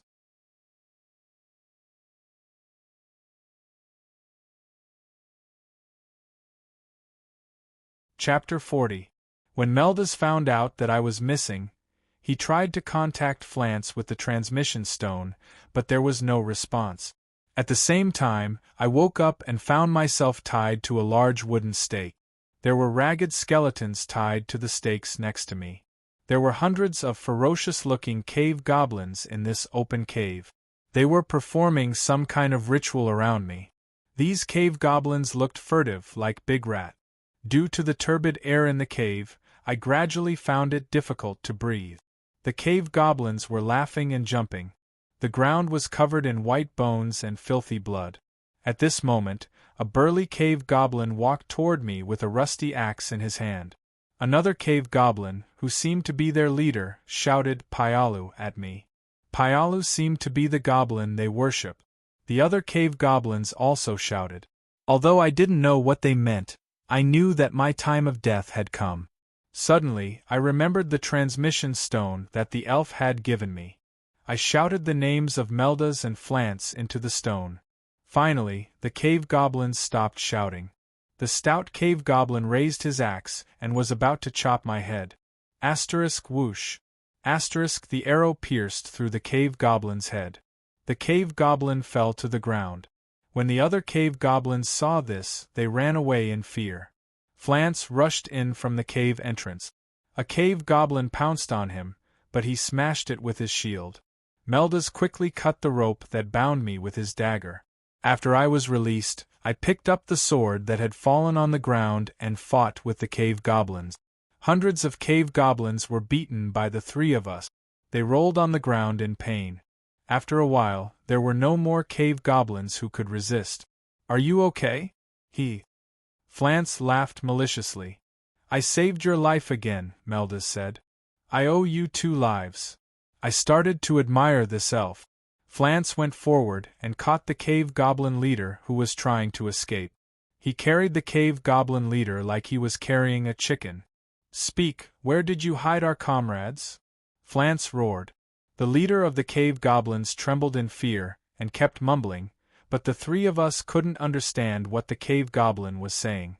"Die!" Flance disemboweled the cave goblin leader with a single blow. Flance carried a large pile of firewood and piled it in the cave. After striking it with a flint, he left with Meldas and me, leaving behind the burned cave. We walked into another cave that we had just discovered. The deeper we went, the stronger the evil aura became. From the other side of the cave, we could hear ghostly cries and wolf howls from time to time, which made the 3 of us shudder. We carefully made our way to the exit. It was dark here, and the evil aura was extremely strong. "Look over there," Flance whispered. I looked at the place Flance was pointing at.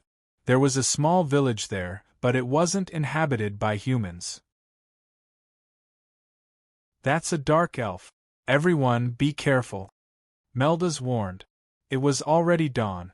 The 3 of us hadn't slept the entire night, and we were exhausted. We bypassed the dark elf guards at the entrance of the village, and quietly crept into the cave behind the dark elf village. There were torches on the walls of the cave, which lit up the cave. After cleverly avoiding the patrolling dark elf guards, the 3 of us finally saw the people who had been captured. It turned out that Natalia and the others had been captured and brought to the prison in the cave. Meldas quietly got rid of the dark elves guarding the cell and used the key to open the cell door. Everyone was released, including a middle-aged lady in brown clothes. "Kevin, what happened to you? Didn't I tell you to keep watch?" Flance reprimanded.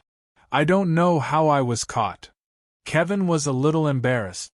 "Our equipment is still in the wooden house," Natalia said. "I've brought it." Meldas opened his storage ring and returned their things to them. We saw Jenny hugging the middle-aged lady in brown clothes tightly. It seemed that she was her mother. "We have to think of a way to escape," Meldas said. Suddenly, a group of dark elf patrolling soldiers heard the commotion and rushed in. "We have to fight our way out." Flance's eyes were filled with the flames of revenge. Avina, you and Mayfair are in charge of taking care of Jenny and her mother. The others are in charge of opening a path. We will charge. Meldas quickly ordered. The few of us quickly entered battle mode. Natalia's fireballs whistled and the dark elves fell to the ground. However, there were more and more dark elves surrounding us. It seemed that we couldn't hold on any longer. None of you can escape. Suddenly, a monster with a wolf's head and a human's body covered in black fur rushed out from nowhere. With a wolf's howl, the werewolf grew in size and the dark elves fled in all directions. Now, the werewolf was almost twice as tall as Meldas. The werewolf's casual movement caused the ceiling of the cave to collapse. Hurry up and run. I will deal with this alone. Meldas stared at the huge werewolf in front of him. It is not our style to leave our companions behind. Flance raised his shield. Boom, boom, boom. The werewolf waved its huge and sharp wolf claws and crazily smashed towards Meldas, causing gravel and dust to fly everywhere. Then, the werewolf quickly rushed towards Meldas. Meldas had no choice but to dodge. Avina took the opportunity to run out of the cave with Jenny and her mother. However, around 20 dark elves with weapons in their hands surrounded them. "Ha, little girl, you sent yourself to us." One of the dark elves laughed. "Humph, you overestimate yourself." Avina laughed coldly. Frost arrow. In the blink of an eye, the dark elves were hit by the frost arrow. They didn't even know what happened and they fell down one by one. "I am scared." Jenny was panicking and her consciousness started to blur. "It's okay. With sister here, everything will be fine." Avina said. "I wonder how Meldas is doing. I hope he is fine." Avina thought. Meldas was kicked by the werewolf and his bones felt like they were shattered. "You can't defeat me. Hurry up and die." The werewolf was extremely arrogant. That is not necessarily true. Meldas couldn't help but spit out a mouthful of blood. He decided to stake everything on this one move. Explosive arrow. Meldas shot the flaming arrow into the werewolf's body. With a loud sound, everyone thought that they had won, but, "Do you think you can defeat me with this level of strength? You will all die." The werewolf's roar shook everyone's heart.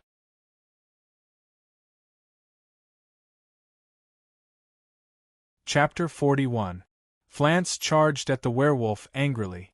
He seemed to have activated the legendary Fearless mode. He used Shield Bash and hit the werewolf's sharp claws. The powerful strength made the werewolf suffer. On top of that, he was shot by Meldas and his body was bleeding profusely. The werewolf roared again and his body glowed with golden light. His wounds were instantly healed by the golden light as if he had never been injured. What magic! The injured Natalia looked at the werewolf in shock. Meldas took the opportunity and shot another arrow at the werewolf's head. But the werewolf reacted faster than the arrow. He grabbed the arrow and broke it into two. "Everyone, run!" Meldas was completely disappointed. It was the first time he had met such a strong opponent. "Don't forget that there's still me. I used all my strength to hit the werewolf. In the end, the werewolf sent me flying with a single punch. Is there no hope?" I was in deep despair. "Don't admit defeat so soon." Flance wiped the blood at the corner of his mouth and stood up slowly. Flance used his last bit of strength and charged at the werewolf. Flame blast! Natalia cooperated in time. This time, the werewolf didn't manage to dodge in time. Flance charged next to the werewolf and slashed furiously. The werewolf gradually couldn't hold on any longer. In the end, "Let me put an end to your sins, Frost Arrow." Cold light flashed on Melda's arrowhead. Swoosh. The arrow pierced into the werewolf's body. Ice crystals slowly spread along the wound. In a short while, the werewolf turned into an ice sculpture. Even his fur was covered in ice shards. "Haha, we finally succeeded," I said happily. D*eminent. You have completely angered me. The ice crystals on the werewolf's face gradually melted under the golden light. Hong. The ice crystals on the werewolf's body cracked. Even his previous injuries were miraculously healed. Die. The werewolf clawed at Natalia, who was the closest to him. Natalia closed her eyes and waited for death. No!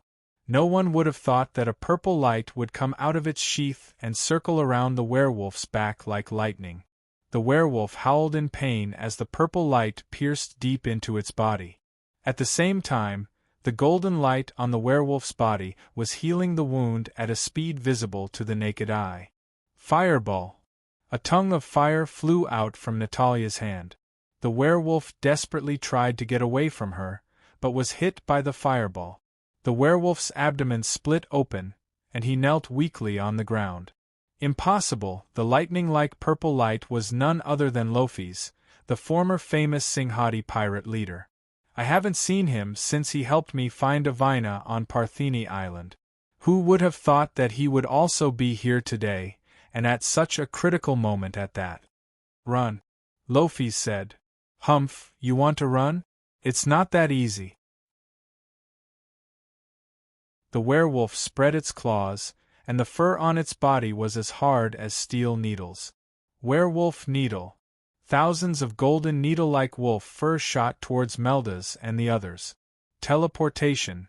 Just as the needles were about to hit everyone, Jenny's mother, a middle-aged lady in a brown robe, used a powerful magic. Instantly, everyone turned into green light and disappeared. At the same time, the needles hit the wall behind them, and the wall was smashed into pieces. The werewolf walked out of the cave, and saw the corpses of the dark elves everywhere in the village. I will cut you into pieces. The werewolf roared at the sky. On the other hand, Melda's and the others were teleported to Jenny's small wooden house by magic. This place is no longer safe, we have to find another place. Melda's looked at the messy wooden house. Don't worry, there is a secret room under the wooden house. There is a barrier there, and the enemy can't sense it. Jenny's mother said. Jenny's mother brought everyone to the secret room under the wooden house.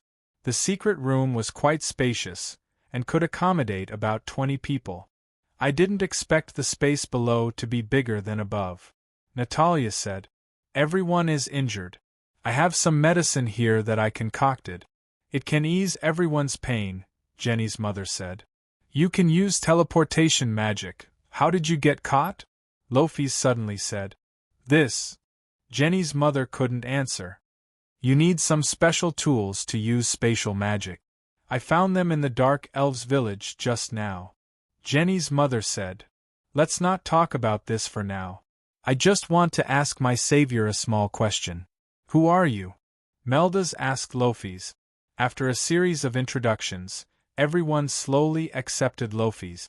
It turned out that after the incident with the sea dragon, Lofis thought a lot. In the end, he decided to find the meaning of life with us. On the other hand, the middle-aged lady in the brown robe, Jenny's mother, told us that she was a high elf who was cursed. Because she mastered some forbidden magic, she found out a shocking secret by chance. That's why she escaped here and lived in seclusion. Who would have thought that she was still discovered by others? Mother. Jenny was sad to see her mother sad. If it's possible, can you tell us the details? Maybe we can help you. Melda said. Forget it. At this point, I don't want to hide it anymore. You are here to find the warlock Delamere, right? Jenny's mother said. How did you know? Melda's was surprised because their mission this time was top secret. Other than the high elves who knew about it, no one else knew the purpose of their trip. The elven witch in front of them, other than being extremely mysterious, seemed to be not simple. Because. Jenny's mother's words made everyone widen their eyes. Are you trying to say that you've already predicted what we're doing a long time ago? Melda's couldn't believe his ears. Yes. Actually, I am not completely a witch. I am also a court astrologer. A long time ago, I accidentally found a record of the wings of destruction in an ancient book. It said that it was related to divination. I divined according to what was written and found that it wasn't any divination information at all. It was a shocking secret. Jenny's mother said. What secret? Avina was curious. This secret is the way to defeat the devil. It wasn't until a devil killed all the living elves in a small town in front of my eyes and turned them into dark elves in front of me that I realized what it meant. Jenny's mother said. Mayfair and Avina obviously couldn't bear such a heavy topic. As for Jenny, she started crying. Actually, Jenny isn't my daughter. She was just one of those people. She was the only elf I saved. Mother. Jenny cried even harder. I'm sorry. I shouldn't have made you recall such painful memories. Meldas's expression was heavy. Chapter 42. The next day, we bid farewell to Jenny and her mother and decided to look for the warlock. We arrived at the Centaur tribe. The chief of the Centaur tribe, Elba Ironhoof, didn't seem to be friendly to us. However, under Melda's persuasion, Elba Ironhoof decided that the two sides wouldn't attack each other. Afterwards, Meldas told Elba Ironhoof that the power of darkness was prevalent and hoped that they could join the army against the warlock. Chief Elba told Meldas that the Centaur tribe was currently being harassed by the bloody jackals, causing many centaurs to die. If Meldas could help them solve this problem, he would consider joining the ranks of the resistance against the enchanters. Thus, under Elba Ironhoof's lead, I rushed to the bloody jackal's lair. There was a natural cave behind a withered tree. There were about 100 bloody jackals resting outside the cave. The scene was quite spectacular. There were corpses and bones everywhere on the ground, and the smell of blood assaulted our nostrils. Suddenly, a wolf that was sleeping soundly got up and looked around vigilantly. With a howl, the originally lazy bloody jackals immediately got up and stared at their surroundings with vigilance. Did they discover us? I asked Meldas. There's no other way, we can only face them head-on, Flance said. Flance's sudden appearance caused all the bloody jackals to look in his direction. After 2 seconds of silence, what followed was a tide of wolf howls. That sound was truly shocking. Flance waved his sword, and wherever the tip of the sword went, there would be a rain of blood. The bloody jackals were really powerful. When they smelled the scent of blood, they immediately became excited and rushed towards Flance. I also rushed into the wolf pack and used my sword to kill the bloody jackals that pounced on me. As for Avina, she was far away and used her snowdrift bow to kill the bloody jackals. Lofis rushed into the center of the wolf pack with a cold expression. Dance of death. Lofis was like a killing god. Drops of blood dripped down his body. His battle was like a beautiful painting. In the blink of an eye, he had already killed more than a dozen bloody jackals. Kevin followed beside Elba Ironhoof and was relatively safe. He continuously used his firearm to attack the bloody jackals that pounced on him. Suddenly, a coquettish woman in red appeared behind Kevin. Why are you killing these cute creatures? Is this your so-called justice? The woman in red said. This woman was the scantily clad red-haired Mina, one of the Yao art master's subordinates. Who are you? Kevin asked, but when Elba saw Mina, she was frightened and immediately grabbed Kevin to escape. Run, it's the Heart of Flames, Mina. Elba ran away quickly. Do you think you can escape? Mina waved her hand, and a fiery red flame trapped the centaur chieftain. At this moment, no one noticed what was happening behind them as they were engaged in a fierce battle. However, Mayfair, who was in charge of healing, was the first to notice Mina. At this time, all the bloody jackals iron-hoofed bloody jackalses Mephi and bloody jackals to Mephi. Mina bent down and touched the head of one of the bloody jackals. That bloody jackal immediately became very docile. Tell me, humans, do you always kill other races to promote your so-called justice? Mina's words made everyone fall silent. Indeed, I didn't think about why I killed these bloody jackals. Was it just because they ate other animals' corpses? After all, it was their nature. After all, humans also ate other animals' flesh. Everyone, don't worry about her. Think of a way to save Kevin and Elba first. Meldas immediately commanded. Stupid humans! I saw Mina's right hand shoot out 3 flames at the same time. 2 of the flames hit me, and I blocked the last one with my sword. Ah! My body ignited in flames and I cried out in pain. Fortunately, Mephi healed me. With such a large area of burns, it was fortunate that I didn't die. You really don't know the immensity of heaven and earth. Mina sneered. At this time, Flance slowly approached Mina with a shield in his left hand. The rolling flames were blocked by his shield. Just as he got close to Mina, he used the sword in his hand to slash at Mina. But he didn't expect Mina's red figure to appear behind Fronte in a flash. Die, human! Mina's fire claw was about to hit Flance's head. Almost at the same time, a fireball flew towards Mina. After a fierce collision, Flance was unharmed. Mina didn't expect Natalia's fire magic to be so exquisite. At the same time, Flance seized the opportunity and slashed at Mina. This time, Mina didn't have time to dodge and was hit by the sword. I didn't expect you to have some skills. Mina smiled slightly. The wounds on her body were healing at a speed visible to the naked eye. She can heal herself? I felt that the red-haired woman in front of me was really strong. I didn't wait for Mephi to heal my wounds and swung my sword at Mina. Reckless brat, this time I will let you die quickly, Mina said to me. Without waiting for Mina to attack, Lofis unsheathed his purple light and rushed towards Mina like a whirlwind. Under Lofis' continuous attacks, Mina suffered a lot. Then, Mina turned into an afterimage and disappeared in front of everyone. Then, Avina let out a scream and fainted. Avina! I rushed into the fire and rescued Avina. I was already covered in scars and Mephi hurriedly healed both of us. Kevin and Elba, who were trapped in the fire, also tried their best to escape from the encirclement. Everyone gathered together and formed a circle. Everyone, be careful. Who knows when she will sneak attack us again? Meldas reminded. Come out, don't hide anymore. Flance pointed his sword forward and said, Take care of the wounded. Meldas said to Mephi. Okay. Mephi's eyes were more determined than before. It was as if he had grown a lot at this moment. The bloody jackals, who were originally hiding somewhere, appeared again. There were about 20 of them surrounding us. We immediately rushed forward to meet the enemy. With a rain of blood, all the bloody jackals were wiped out. Mina reappeared in the forest. Bang, bang, bang. 3 streaks of flames shot towards us.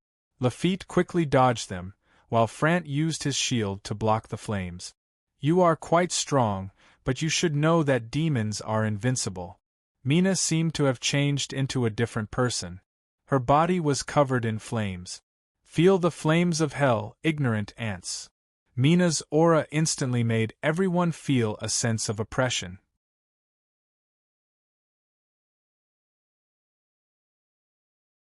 Chapter 43. Mina launched a barrage of attacks, but we are not to be trifled with. There were many wounds on Mina's body as well. Is it time?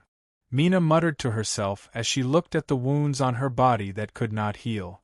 You are all seeking death. Soon, the warlock will personally come to deal with you. After speaking, Mina turned into a shadow and disappeared, leaving only her voice echoing in the forest. Is she really gone this time? Mayfair asked. It seems like she really disappeared this time. Meldas said to everyone. Thank you so much. Not only did you eliminate the bloody wolves that have been harassing the village, but you also chased away the Heart of Flames, Mina, who tried to enslave us. I will fulfill my promise. If there is a battle against the enchanters in the future, please count us centaurs in. I will use the bow and javelin in my hands to defend the freedom of the Elven Kingdom. Centaur Chief Elba walked over and said to Meldas, These centaurs are as tall and sturdy as the Empire's knights. They should be quite strong. Flance thought. Everyone returned to the centaur village to rest for a while before making plans. At the same time, in the warlock's underground lair. Mina, you disappoint me, Delamere said with a pale face. Your Majesty, I underestimated their strength this time, so I did not pay attention to the time. I promise that this will not happen again. Mina's eyes flashed with killing intent. I can give you one more chance, but this is the last chance. Next time, it will either be their corpses or yours. Warlock Delamere was expressionless, but it made people shudder. Yes, Your Majesty. After we left the Centaur village, we continued our search. As we walked, we came to a strange place because there were no trees here. Instead, there were mushrooms that were taller than a person. So beautiful. Look, those mushrooms are still glowing. Avina ran over happily. Don't touch them. Meldas was worried that those mushrooms were poisonous. However, Avina did not have any reaction after touching those mushrooms. So soft. Mayfair used her body to hit those mushrooms, but her whole body was completely sunk in. Sounds interesting, Flance said with a smile. I want to try too. Avina ran over as well. However, before Avina could run over, a giant bright flower that no one had noticed at the beginning suddenly opened its petals as Kevin accidentally touched it. It was like a bloody mouth that swallowed Kevin. Kelvin, Natalia said nervously when she saw him. It's a man-eating flower, quickly save Kelvin. Meldas pulled out his dagger and prepared to save Kelvin from the man-eating flower. At this moment, the originally quiet forest suddenly became restless. The originally inconspicuous vines on the withered trees suddenly shone with green light. What's going on? Natalia stopped and realized that something was wrong. Could this be the legendary poisonous mist demonic realm? Not good, let's get out of here. Meldas remembered a story he had heard before. There was a strange seed in the place where the ancient elves lived. The moon god had told them not to let the seed sprout no matter what. At the beginning, the elves only followed the instructions of the moon god. However, one day, a young elf could not resist the curiosity in his heart. He stole the seed that was stored in the temple and planted it in the soil. Who would have thought that the seed would sprout that very night? It grew, and in just one night, it covered the entire village where the elves lived.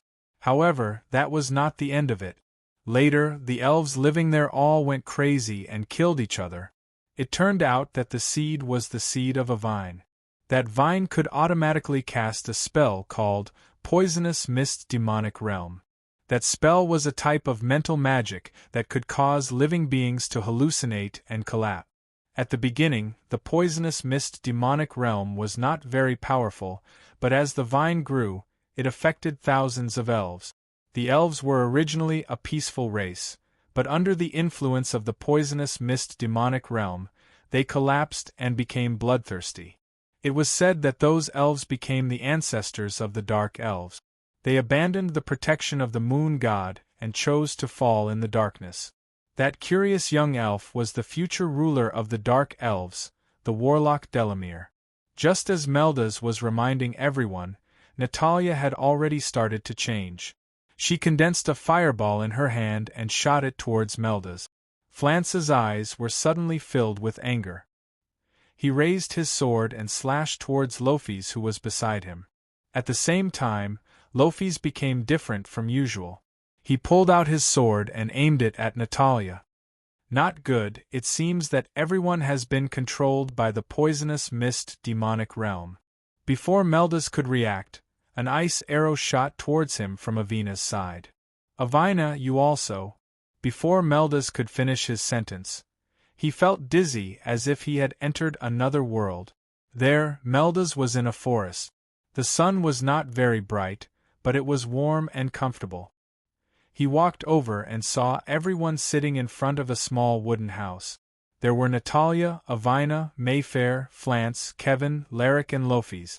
Everyone gathered around a table that was filled with delicious food. Hello, Meldas. Come over quickly. Look at your son. Natalia said. My son. Meldas started to question whether he was dead or not. Otherwise, how could he encounter such a ridiculous situation? Yes, look at how cute he is. How could this be my child? Meldas couldn't believe his eyes. But he is indeed your child. Look at how cute the little guy is. He looks just like you. Natalia carried the baby in the swaddling clothes and showed it to Meldas. This is. When Meldas saw the baby in the swaddling clothes, an indescribable nervousness inexplicably surged in his heart. But our mission is not completed yet. We have to find the warlock. Meldas remembered that he still had a mission and could not stay here any longer. What mission? Isn't everything fine now? Natalia said.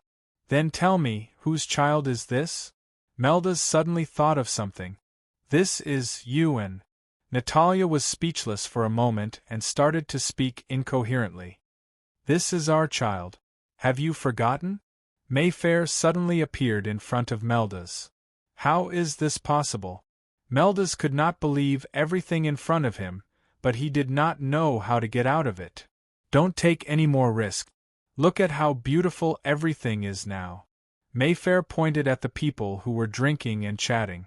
The atmosphere was quite good. No, none of this is real.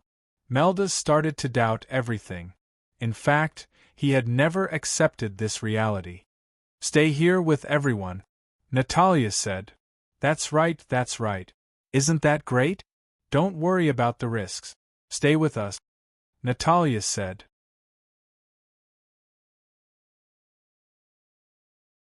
Chapter 44. Stop deceiving yourself. This is all a dream.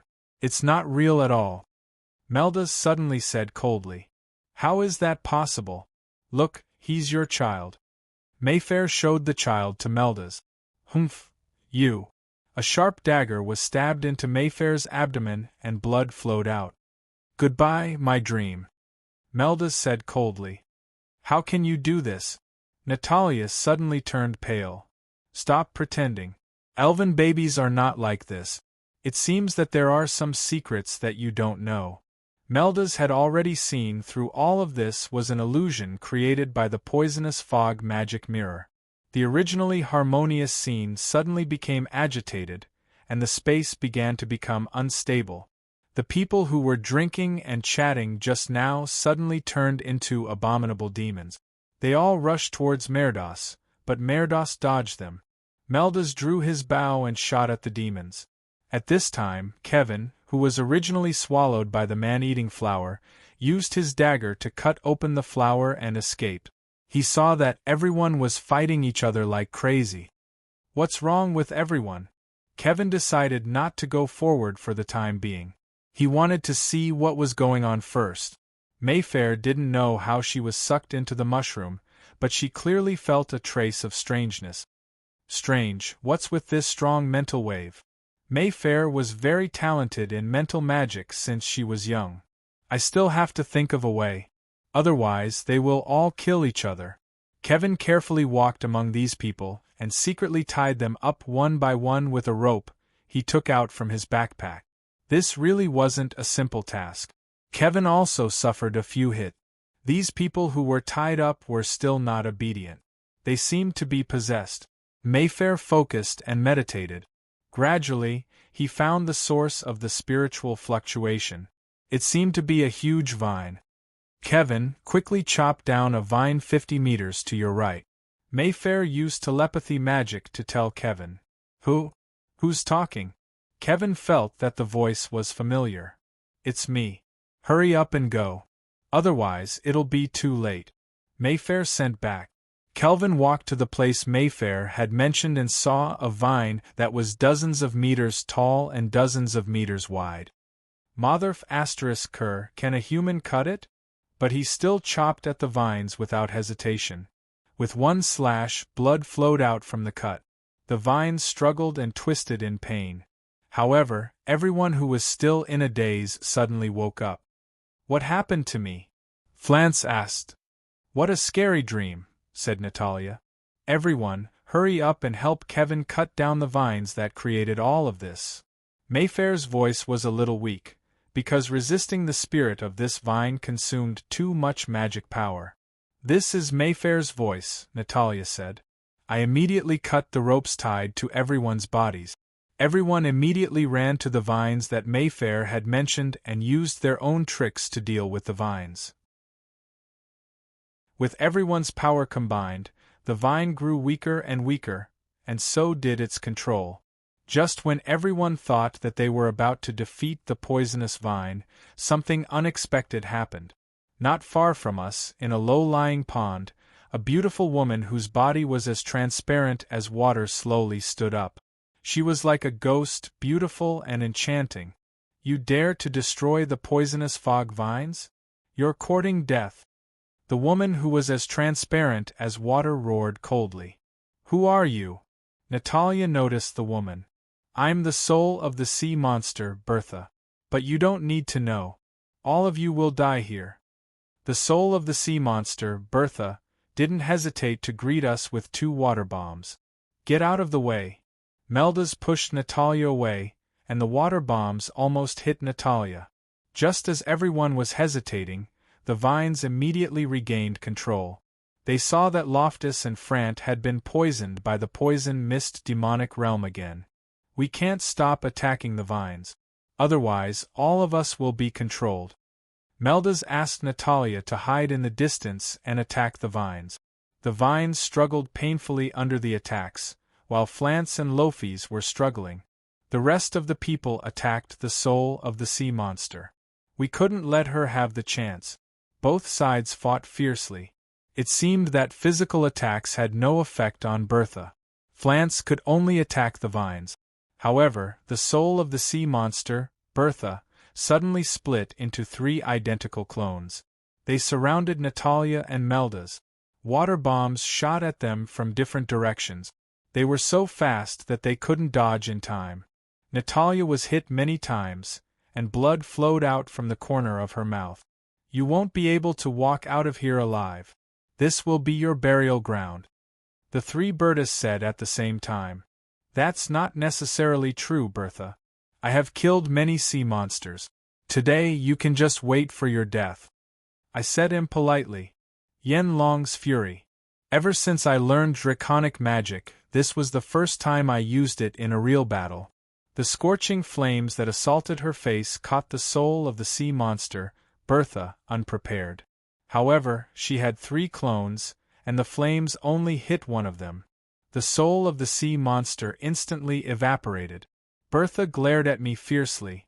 At this moment, Meldas and the others were attacking the poison mist vines with all their might. Bertha couldn't deal with them and could only focus on me. "You won't be able to defeat me. I am just a soul." The remaining clones of Bertha split into 2. A total of 4 souls of the sea monster pounced at us. Before anyone could react, we heard a huge explosion. The huge impact of the explosion sent me flying, and I didn't stop until my body hit a huge tree trunk. Blood flowed out from the corner of my mouth. It seemed that my injuries weren't light. After a lot of hard work, Meldas finally managed to cut off the poisonous fog vines at the last moment before the explosion. The cut vines were like deflated balloons, withering in an instant. At this moment, the souls of the sea monster that had exploded slowly gathered back together. *T, she is recovering again. If we don't stop her, the consequences will be unimaginable. Meldas decisively asked everyone to stop the soul of the sea monster from recovering. Natalia started chanting and a fireball flew towards Bertha, who had yet to fully recover. With a sizzle, the flames were extinguished by Bertha's body that was like water. "You think you can defeat me with this?" Bertha said in disdain. At the same time, her body was almost fully recovered. "Don't be so arrogant." Flance dashed in front of Bertha. He quickly slashed horizontally, and the sword in his hand passed through Bertha's body. It was as though he had slashed through water. "How is this possible?" Flance couldn't believe his eyes. "It's my turn." Bertha raised her right hand and a water bullet shot out from her hand. The water bullet hit Flance's helmet. With a bang, Flance's helmet flew a few meters away. Everyone who used physical attacks were shocked. That was because the soul of the sea monster was immune to physical attack. Then, the soul of the sea monster became even more unrestrained.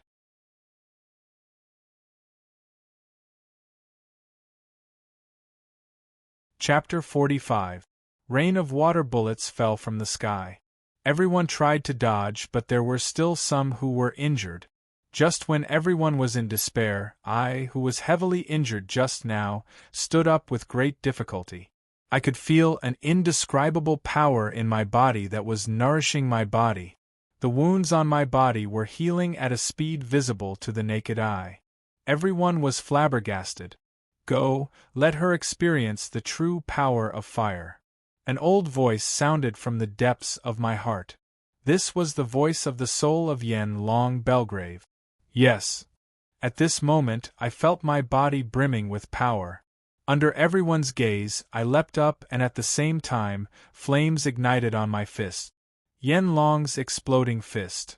The scorching hot flame fist smashed heavily on the soul of the sea demon, Berta's body. The scorching flames created a huge hole in Berta's body. Ah! Berta revealed a pained expression. She frantically released water bullets in an attempt to attack me. However, it was to no avail as I easily dodged them. Berta's strength became weaker and weaker. Unfortunately, Avina's ice arrow hit her right arm. Berta's arm was frozen by magic. I punched Berta's arm again. Berta's arm actually shattered just like that. She no longer had the strength to attack. Is it over? Berta was unwilling to accept this. All of you can go and die. At this moment, Berta said fiercely. Her gaze was filled with incomparable hatred. Berta's body instantly swelled up. Not good, Run. Merdos knew that this was a dangerous situation. Goodbye, Ron. If I can meet you in my next life. At the last moment, Berta's face was filled with a smile. Boom! An earth-shattering explosion shook the trees, causing the birds to fly away in fright. The dazzling white light dissipated. The original ground was wet and the surrounding trees within a dozen meters were all cut off.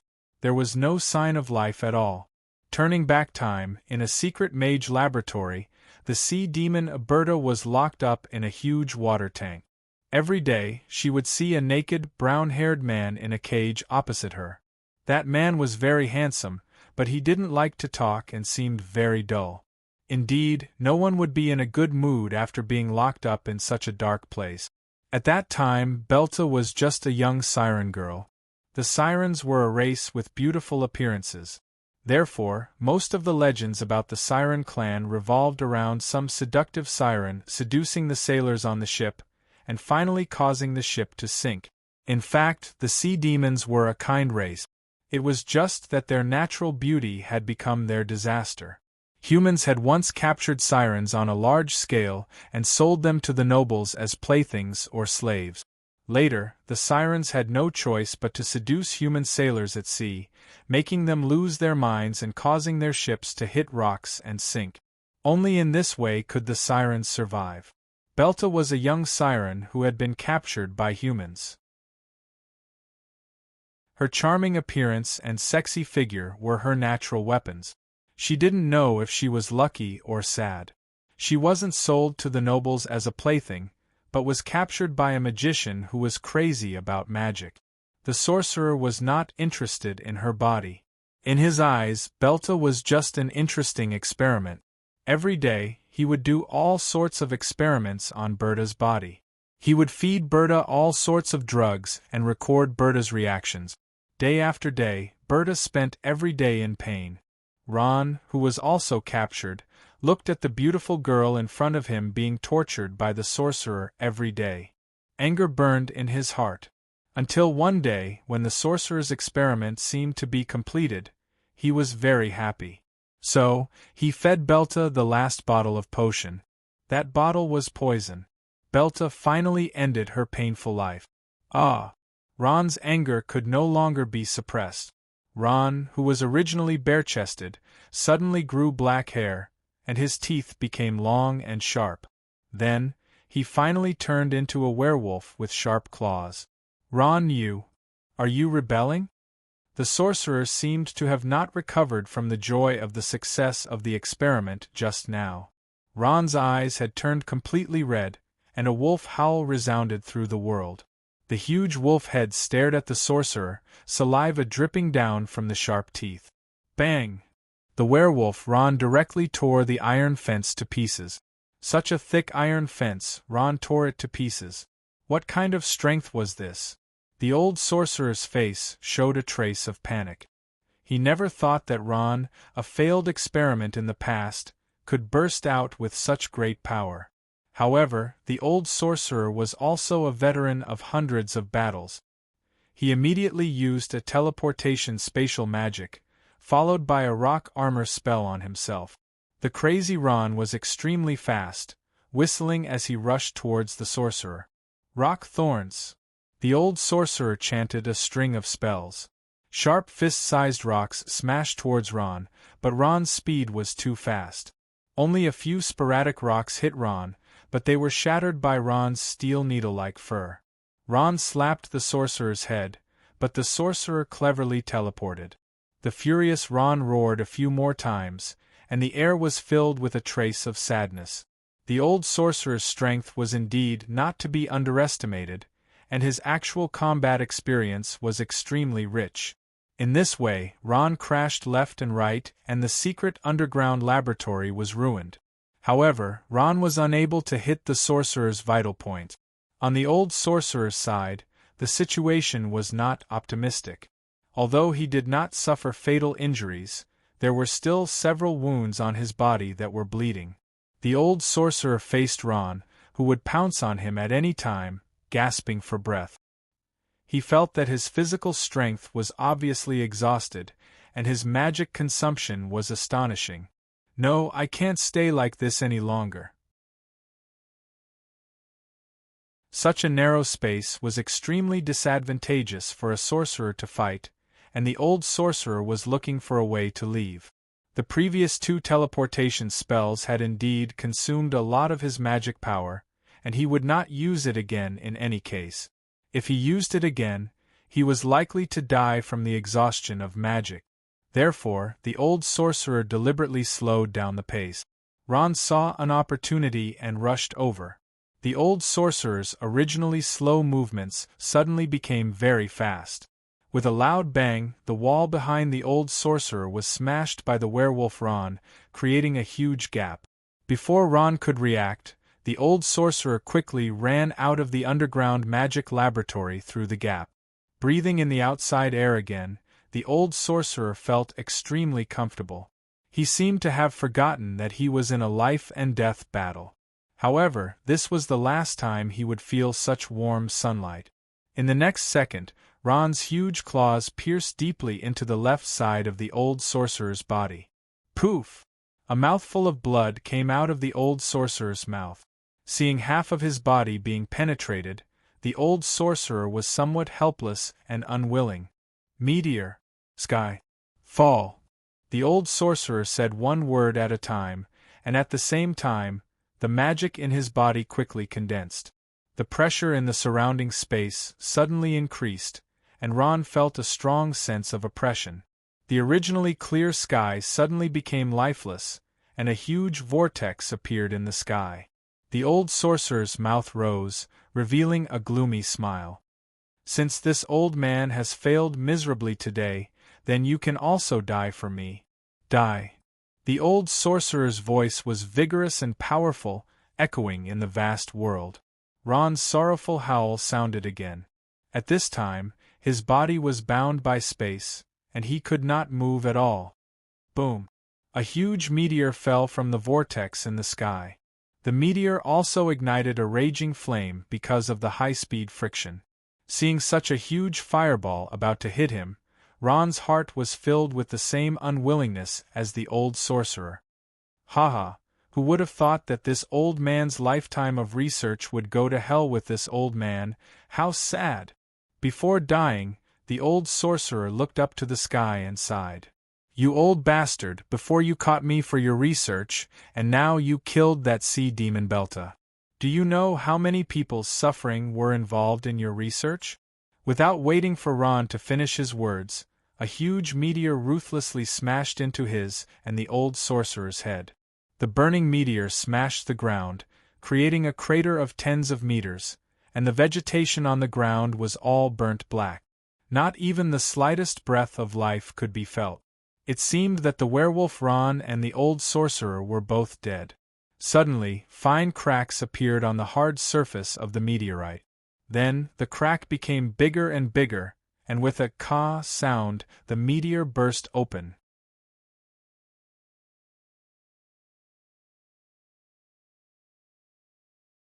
Chapter 46. His whole body was dark and his hair was crystal clear. It was a miracle that he could survive such a terrifying attack from the old magician. But after a few steps, he still fell down. After waking up, Ron found himself lying in a small wooden house. "Who is it? Who saved me?"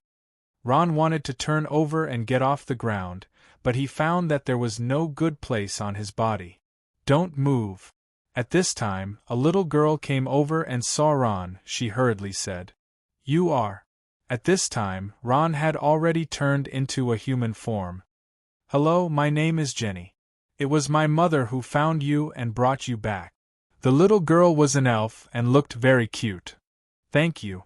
Ron was grateful to them. In this way, Ron recuperated in Jenny's house for more than a month. Later, when Ron's injuries were almost healed, he often helped Jenny and her mother, the forest witch, do some physical work and help them hunt some prey. The days passed by happily until one day. The moon that day was particularly round and the moonlight was very bright. A trace of uneasiness and restlessness flowed in Ron's body. Suddenly, he turned back into a werewolf. The heart-wrenching pain made Ron lose his mind and he ran into the depths of the forest. Frenzied hunting, the werewolf Ron killed many animals in the forest. It wasn't until early the next morning that Ron stopped. At this time, he no longer dared to go back and face Jenny and her daughter. He found the old magician's underground laboratory by himself based on his memory. At this time, the basement was a mess, and the crater on the ground outside the laboratory was still faintly visible. Ron walked into the laboratory and saw Berta. She was still so beautiful, as if she was asleep. The corpse of the sea demon would not rot, but it would melt when it came into contact with water. Ron picked up Berta and walked out of the magic laboratory. Walking in the sea of trees, Ron felt a trace of helplessness for the first time. Ron held Berta's corpse with an indescribable feeling in his heart. DDD. Suddenly, it started to rain and the rain dripped on Ron's face. Ron hurriedly covered Berta with his body, for fear that she would melt like this. "God, are you punishing me? What crime have I committed?" Ron could not suppress the depression in his heart. At this moment, a man in black walked over from afar.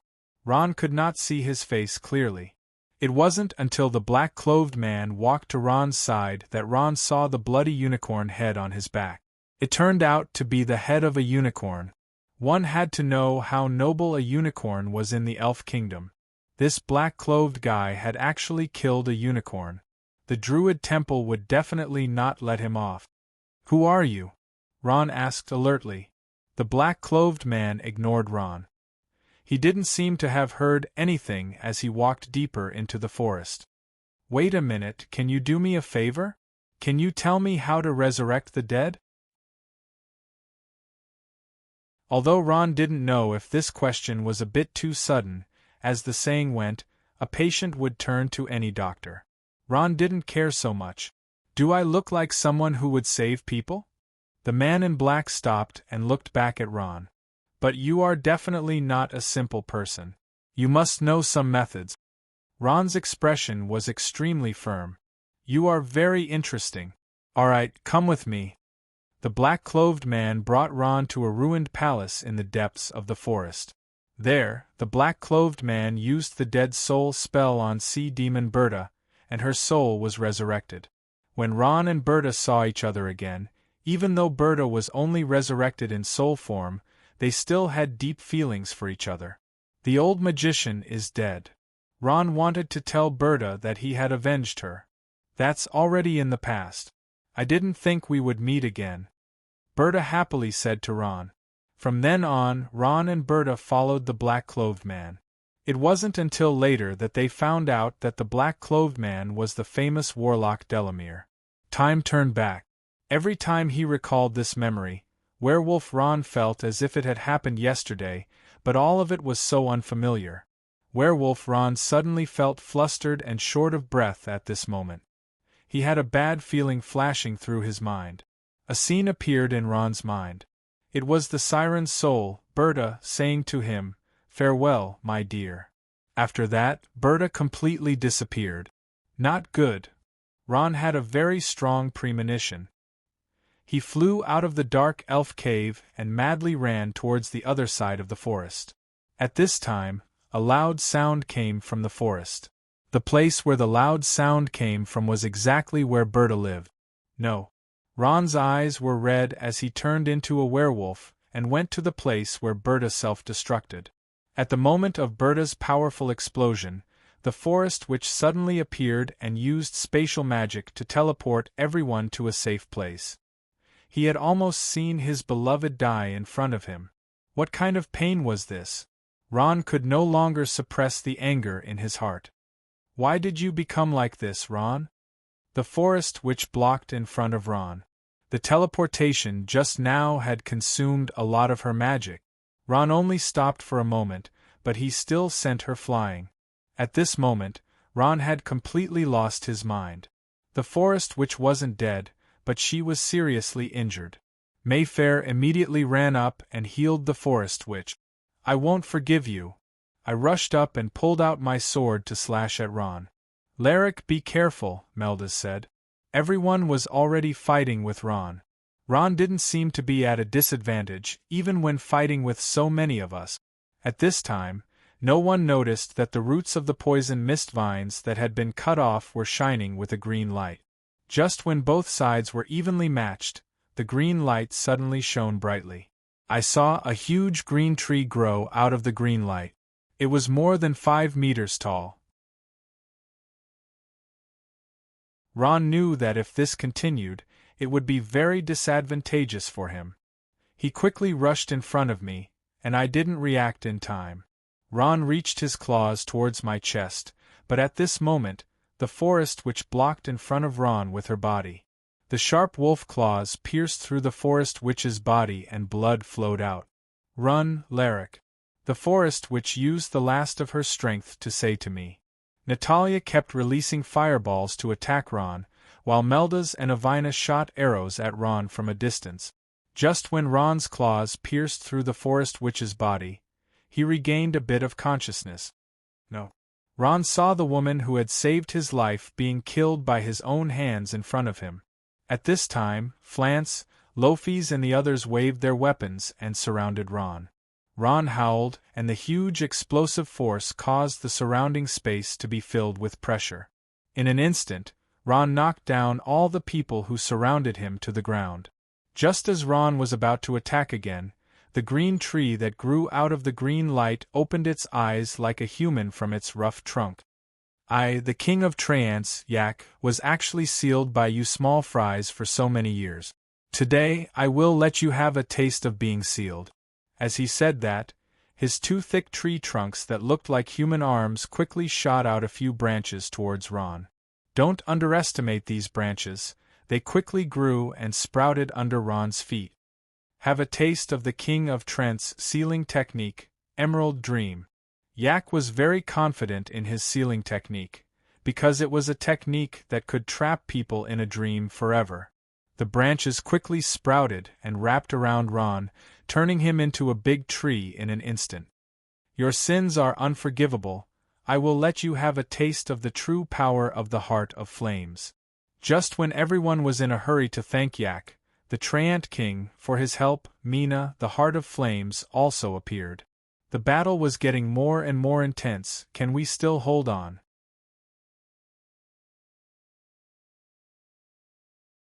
Chapter 47. The Heart of Flames. Mina's appearance made the Treant King, Yak, feel a little troubled. This was because the Treant King Yak had been sealed because of Mina. At that time, the Treant King Yak was attacked by Mina, Werewolf Ron, and Berta at the same time. But the one who controlled Yak was the heart of flames, Mina. After so many years, the Treant King Yak's heart was filled with unwillingness. At this time, everyone rushed over. Mina saw that we had a large number of people and didn't have the intention to use force. We all pulled out our weapons, but Mina's spatial magic made it difficult for everyone to hit her. Yak, I didn't think you old thing would still be alive. Mina instantly sent out 2 fireballs towards the Treant King Yak. Yak used a thick tree trunk to block Mina's attack, but for some reason, the tree trunk wasn't burned by the fireballs.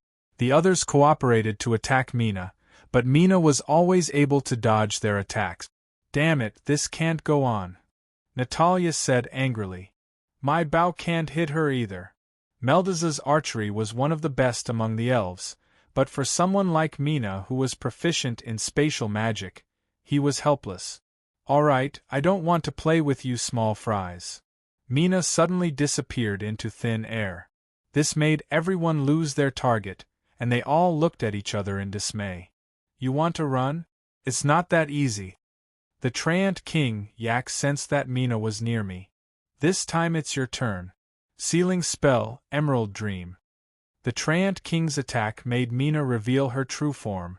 I don't care so much, I'll take you back first. Mina hugged the unguarded me, and in an instant, I was knocked out by Mina's magic. At the same time, Yak's sealing spell, Emerald Dream, hit Mina's arm. Ah! Mina endured the pain and directly tore off her arm. This action was very decisive because she had seen the power of Yak's sealing spell. The scene in front of us shocked everyone, but they immediately attacked the injured Mina again. However, Mina didn't give anyone the chance to do so. She immediately opened a spatial rift and brought the stun me through it. Lyric. Seeing me being taken away by Mina, Avina was the most heartbroken. She cried out my name in grief. What should he do now? Everyone fell into a great predicament. At this moment, the Treant King, Yak, also arrived in front of everyone. His tall figure made everyone look up at him. I really should thank you for opening my seal. Now, I have to destroy the Heart of Flames to relieve the hatred in my heart, Yak said. We have to save Lyric too. Meldas was in a bad mood. Today's battle had cost them too much. On the other side of the spatial rift, Mina endured the pain as she crawled out of the crack, fresh blood gushing out from her broken arm. Her face was pale, and so were her lips. At this moment, she brought the unconscious me out of the space crack and to where the crack was. So this crack was connected to the warlock Delamir's lair. Seeing Mina return, a dark elf man who looked very similar to the warlock immediately came forward to stop Mina's bleeding. This dark elf was called Lawson. He had a white face, and under his cold appearance, there was a fiery heart. Don't move, Mina. I will seal your wound, Lawson said. Don't worry about me. Hurry up and hand that person over to the warlock majesty. Mina endured the pain and said. Lawson never dared to go against Mina's words, but this time he was going to make an exception. He carried Mina into a room and laid her on the bed. Then, he quickly began to cast magic to heal her. Hurry up and do as I say. Are you going to disobey? Although Mina was very weak, her attitude was still very strong. Lawson ignored her and continued to heal her. About an hour later, Mina's condition slowly improved, and she was finally able to report her death.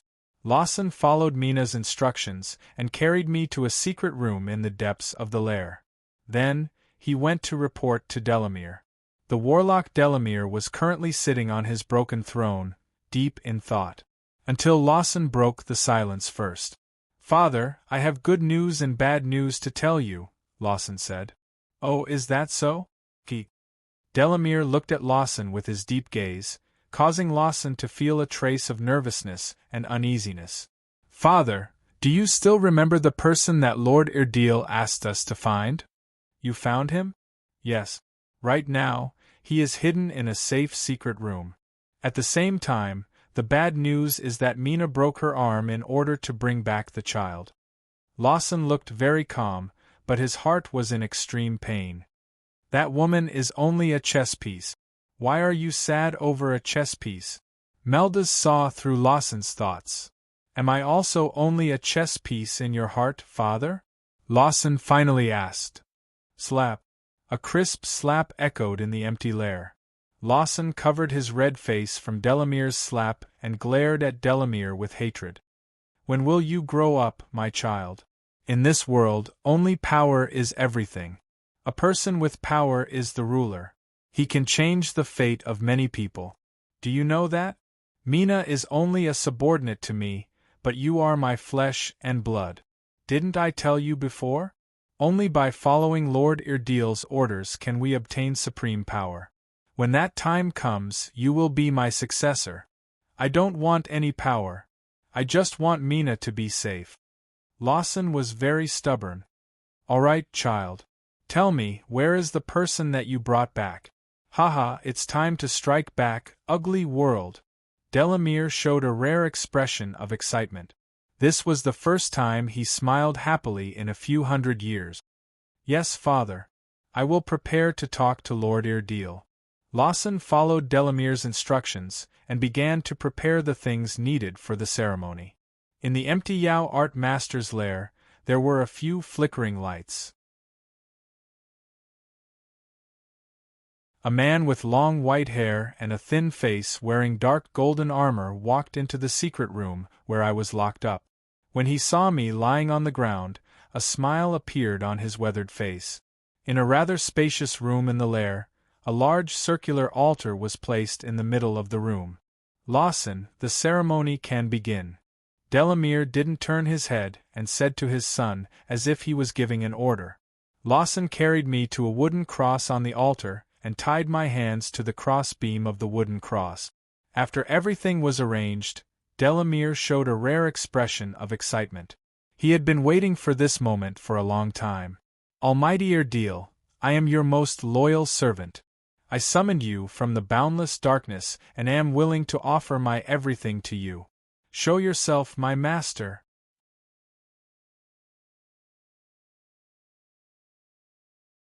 Chapter 48. After a long while, a green light suddenly appeared in the silent room. A low and hoarse voice sounded from the center of the altar. Have you brought that person here as I said?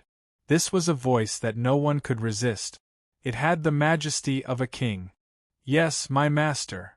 Delamere, who originally had the majesty of a king, paled in comparison to this person. He was even a little submissive. Haha, our era has come once again. Bold laughter echoed in the empty room.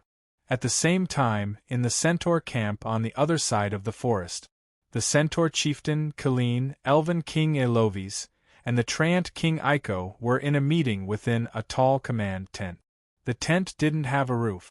This was also due to King of the Ents Yak's height. These people were the representatives of the various factions in the Elven Kingdom. Everyone had put aside their differences and sat together to discuss how to deal with the warlock. I know that warlock Delamere very well. He is the enemy of the Ents. He led the Dark Elf army to burn down the forest that we Ents relied on for survival. We Ents are a race that doesn't like fighting. Many of our people were killed by the warlock's subordinate. Moreover, as the king of the Ents, I was ambushed and sealed by Delamere's subordinates. From then on, the Ents became Delamere's slaves. King of the Ents Yak was the first to start complaining about the warlock's violence. Actually, the situation was similar for the other few races. The centaur chief, Elba Ironheel, and his people had always been fighting against the warlock. However, they were too weak and could only struggle at death's door. Elovis knew the warlock all too well because Delamere used to be a high elf. In these years of fighting, Elovis could clearly feel that the Elven Kingdom's strength was declining day by day, while the Dark Elves were growing stronger day by day. Now, the leaders of the Elven Kingdoms had decided to unite and fight against the warlock. 5 days later, in the east of the dark forest, a few crows suddenly jumped from the trees and flew into the distance with a few unpleasant cries. On the ground, in the forest, The black mass of the army was marching with the sonorous sound of war drums. Walking at the front was a group of short, dark-skinned cave goblins with axes and shields in their hands. They were the lowest-level soldiers in the entire army and were responsible for the role of cannon fodder. Dark elf warriors followed behind them. They were much taller and wore elven armor from the old era. They held sharp spears as their weapons. The dark elf archers followed closely behind. Most of them had imposing appearances. Their longbows made of yew wood were extremely lethal. Their leather armor was also made of excellent materials. One could vaguely see the power of the elves in the old era from their bodies. The dark elves' bloodclaw dragon riders were at the back of the group. They were the dark elves' most elite force. The blood-claw dragon was the strongest magical beast in the dark forest. It was also an extremely proud magical beast. They were all magical beasts that lived in groups and were very difficult to tame. No one knew what method Delamere had used to tame these magical beasts and turn them into mounts for the dark elves. Every blood-claw dragon rider was an expert among the dark elves. Their equipment was also the best among the dark elves. Thus, every blood-claw dragon rider was Delamere's personal guard and was directly under Delamere's command. Accompanying the army was a group of tall thorny wood demons.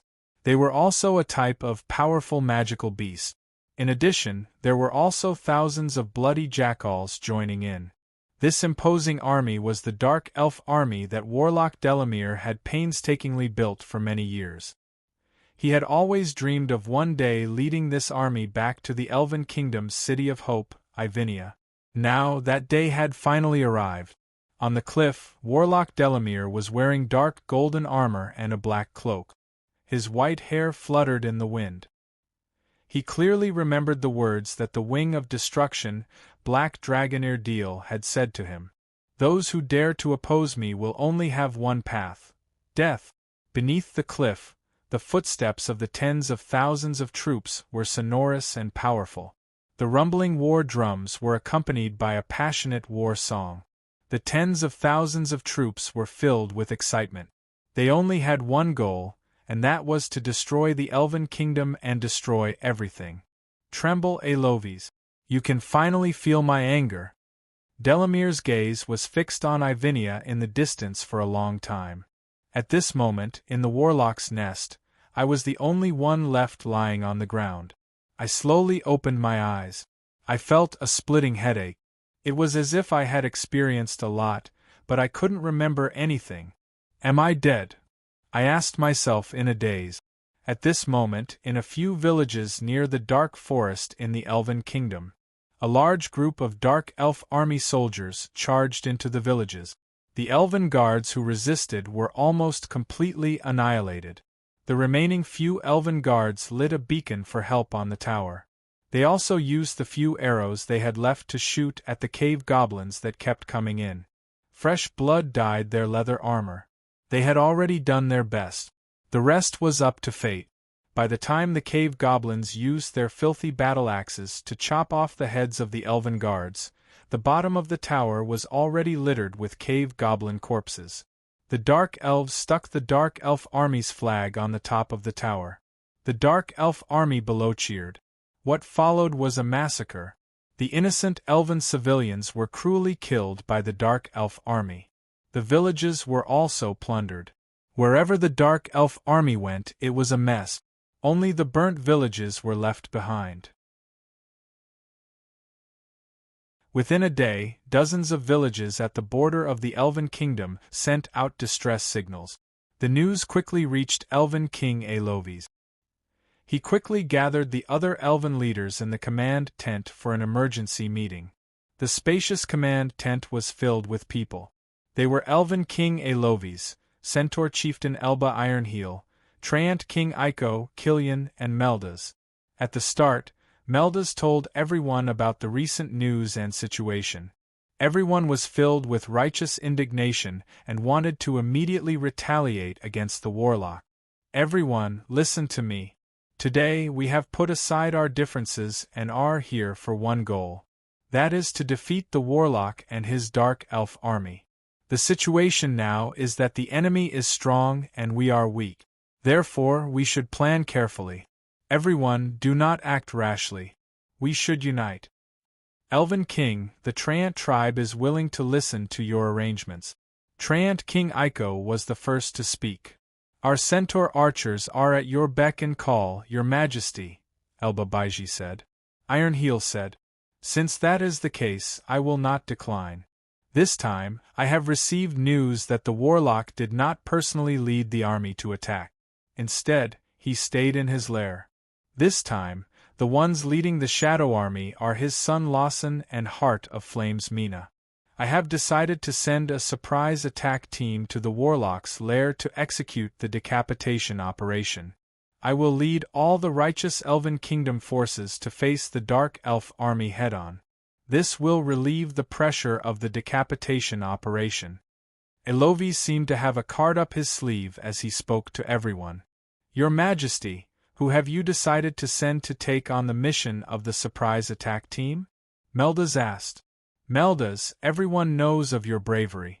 Therefore, the mission of the surprise attack will be handed to you. Your Majesty Elovis, we are willing to go through fire and water. Soon, the meeting was adjourned. Everyone made their own preparations according to the Elven King's arrangements. Soon, the Elven Kingdom's newly formed allied army was assembled. The Centaur army set out from the east of the Dark Forest to attack the Dark Elf army from the rear. Iko and his Treant tribe forces would face the Dark Elf army head-on. Killian led the Elven army in two. One would face the Dark Elf army together with the Treants, while the other would support Meldas and the others in the decapitation operation. With the sound of the horn, the army set out. Every soldier was filled with excitement. They could finally fight for their home and freedom. Warriors, pick up the swords in your hands. Today, we will fight the enemy in a bloody battle for our dignity and freedom. We will no longer have to cower. We will let the enemy taste our blade. We will let the enemy's blood polish our blades, General Killian shouted as he rode a majestic elven warhorse at the front of the army. The morale of the newly formed allied army was still high. They had never fought the Dark Elf army before, so they didn't know how terrifying the Dark Elf army was. At that moment, the allied army was moving towards the Dark Elf army's encampment at the border. What awaited them was an unprecedentedly fierce battle. At the same time, Meldas and his men were rushing towards the warlock's lair. Finally, Meldas and the others arrived at the warlock's lair in the middle of the night. There were also around 300 elven archers who were in charge of luring away the Dark Elf guards in the lair, so that Meldas and the others could sneak into the lair to execute the decapitation operation.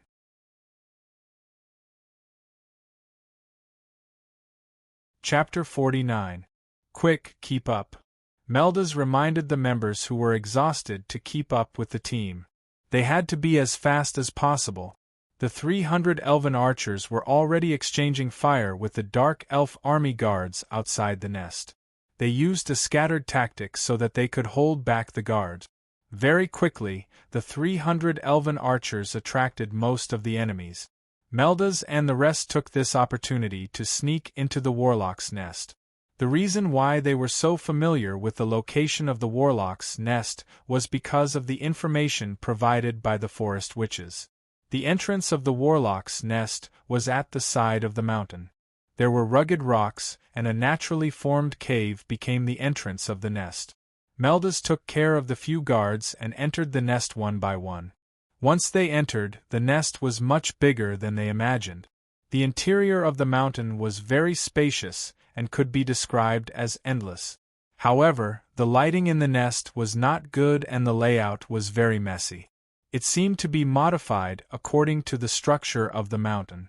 In short, there were many rooms in the cave. Meldas and the rest were helpless and could only search for the warlocks and my whereabouts. Just as Meldas and the rest were exploring the nest, pairs of blood-red eyes were staring at them in the darkness. At that moment, they did not know that danger was approaching them. After searching many rooms, Meldas and the rest found nothing. Gradually, they started to get impatient and discouraged. Suddenly, many figures appeared in the darkness, and everyone was surrounded by these people. PFFF. Flant's arm was cut by a dagger and fresh blood flowed out. Everyone be careful. Before Meldas could finish his sentence, a cold light flashed in the darkness, and he was almost stabbed in the heart by a dagger. Who are they? Arwina immediately drew her bow and aimed at the shadows. If I did not remember wrongly, these are the Warlock's guards, dark elf assassins. Melda's expression was serious. It seemed that the abilities of this group of people were not to be underestimated. Everyone gather together and do not separate. Meldas said immediately. Thus, everyone gathered together. The surrounding dark elf assassins did not charge forward. They were quietly waiting for an opportunity. After such a long battle, the tacit understanding between Meldas and the others had improved. Avina and Meldas shot arrows into the darkness, and a few assassins could not dodge in time and fell to the ground. Natalia cast a flame blast, turning many of the assassins into ashes. For a moment, the assassins didn't dare to act rashly. Yet at this time, all of the assassins disappeared because the Yao art master Delamere had personally appeared. Natalia was very excited and released a fireball. Delamere calmly waved his left hand and blocked her attack. Everyone immediately tensed up because their target had appeared. At this moment, Delamere's face began to turn ferocious, as if a dark magic was beginning to cover his entire body. Have a taste of the power from hell. The Warlock's hands turned into black claws like the claws of a demon. Shadow Claw. Delamere's arms suddenly elongated, and the black claws were about to pierce through Natalia's chest. Just as Delamere's black claws were about to pierce through Natalia's chest, an explosive arrow suddenly shot into Delamere's arm. Delamere's claws shook, and Natalia dodged the attack. A bunch of reckless fellows. Have a taste of the power of shadow, darkness growth. Delamere cast a very powerful magic. Instantly, the space in the hall was shrouded in boundless darkness, and everyone could not see each other. Suddenly, there was a light in the darkness, and everyone saw hope. Come out, elf dragon wept. Avina used almost all of her strength to summon a huge dragon covered in sparkling and translucent scales. That's right, this dragon was the magical beast that Avina and I had found on the deserted island. In less than a month, it had grown to this size. The elf Ronwhip opened its mouth and actually sucked the surrounding dark elements into its stomach. I didn't expect you to have some skills. Delamere's expression did not change at all. Natalia also used all of her magic to release a huge burning fireball, which directly smashed onto Delamere's body. Ah! Delamere let out a painful scream. However, the following scene shocked everyone. Delamere's body turned into a shadow, and the fireball passed through his body and hit the wall behind him. With a loud bang, a hole appeared in the wall, and a lot of rocks fell from the roof. At the same time, two huge black shadow wings grew out of Delamere's back. His entire body was like a huge shadow standing in midair. Damn it, he's too strong. Natalia was unwilling to give up. If not for the fact that her magic was almost depleted, she would definitely have used another fireball. Let's attack together. Everyone used their killing moves because they knew that this was the decisive moment. If they did not attack now, they might not have another chance to attack in the future. In an instant, all kinds of attacks were thrown at Delamere, including the elf Ronwhip, who charged at Delamere without any regard for his own safety. Delamere did not dodge because he was very confident in himself. Boom, boom, boom. This time, there were many explosions in the hall, causing the originally unstable den to start to collapse. This is the power that Lord Irdeel has bestowed upon me. You cannot defeat me, Delamere said loudly. The previous attacks were all cancelled out by his powerful magic. Is that so? Then I would like to see how strong Irdeel is. At this moment, I walked in step by step from the entrance of the hall. Delamere, make your move, I said calmly. At this moment, everyone was at a loss because of me. I stood there all of a sudden. They did not expect to meet me like this. Then, I shall not hold back, Delamere said. Suddenly, Meldas felt the surrounding magic increase. It seemed that Delamere was going to be serious this time. Without saying anything, I charged at Delamere, who was floating in midair. The moment I leaped off the ground, I did a 360-degree spin in midair. Like a black whirlwind, I crashed into Delamere's body. Boom! Delamere was sent flying far away. There were many wounds on his abdomen and body. A trace of blood flowed out from the corner of his mouth. It seems that you are really strong, Delamere said.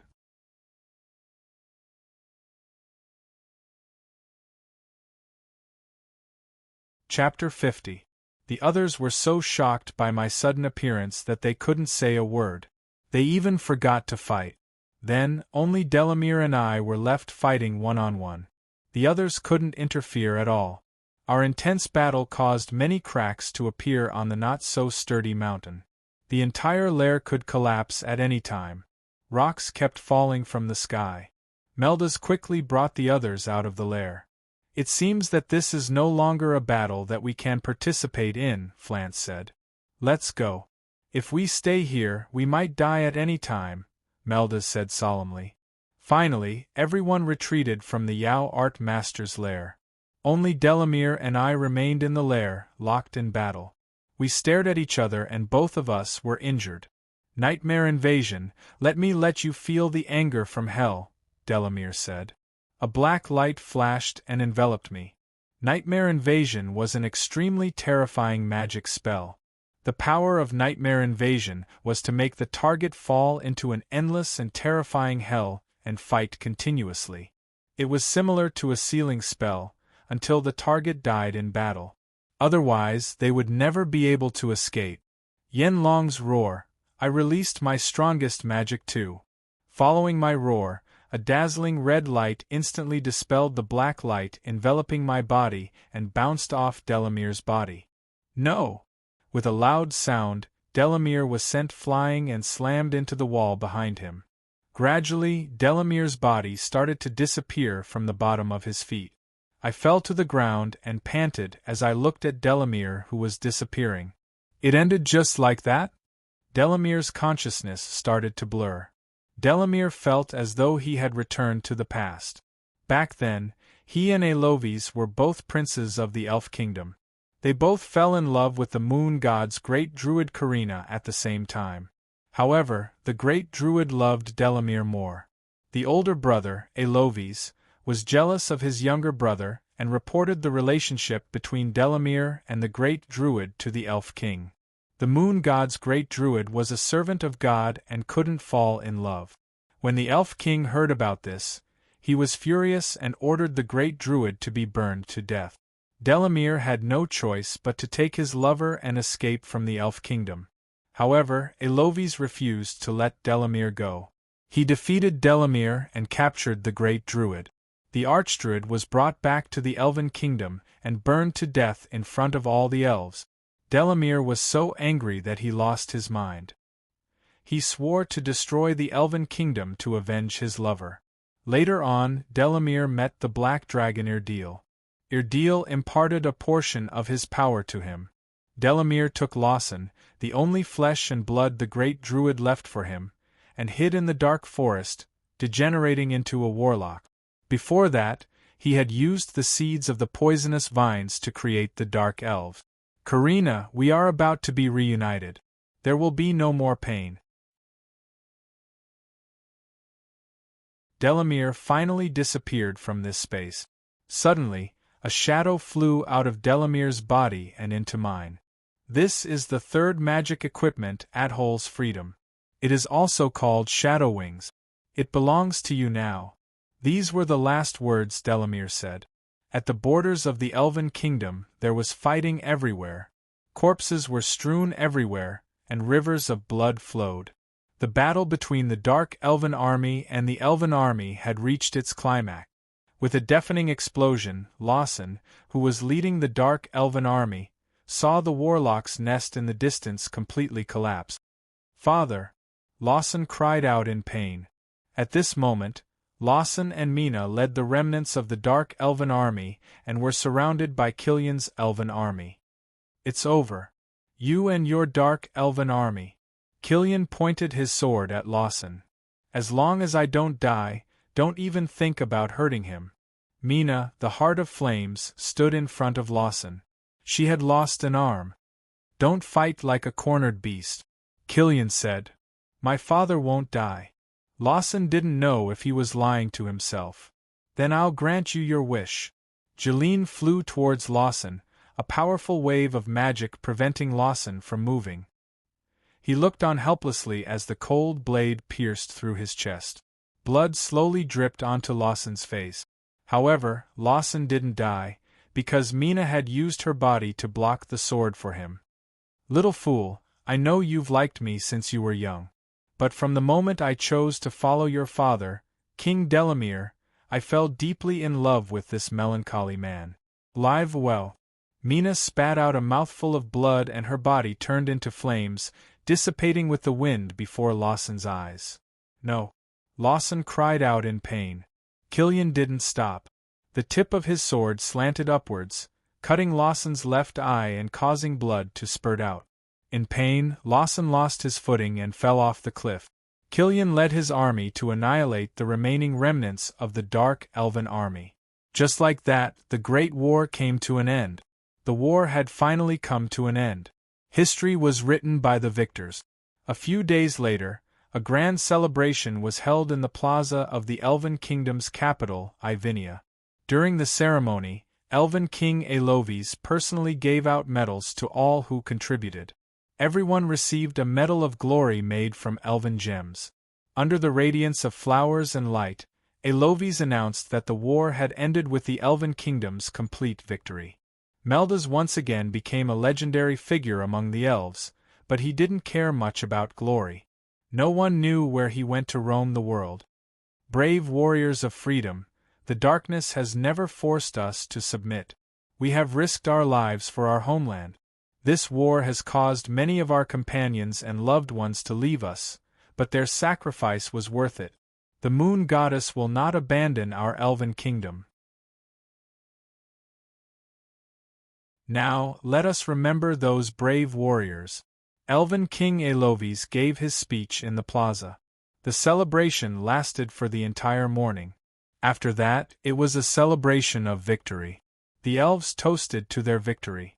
No one knew what I had encountered in the Warlock's lair that day. Even I had lost that part of my memory. I only remembered the battle with the Warlock Delamere after I woke up.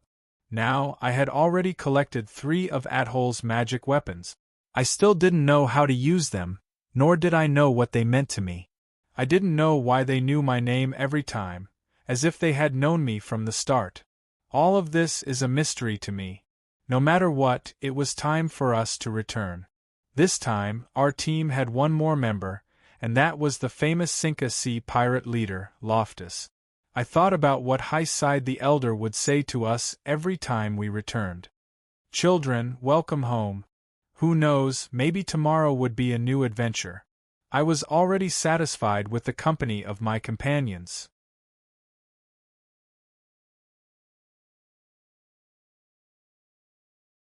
Chapter 51.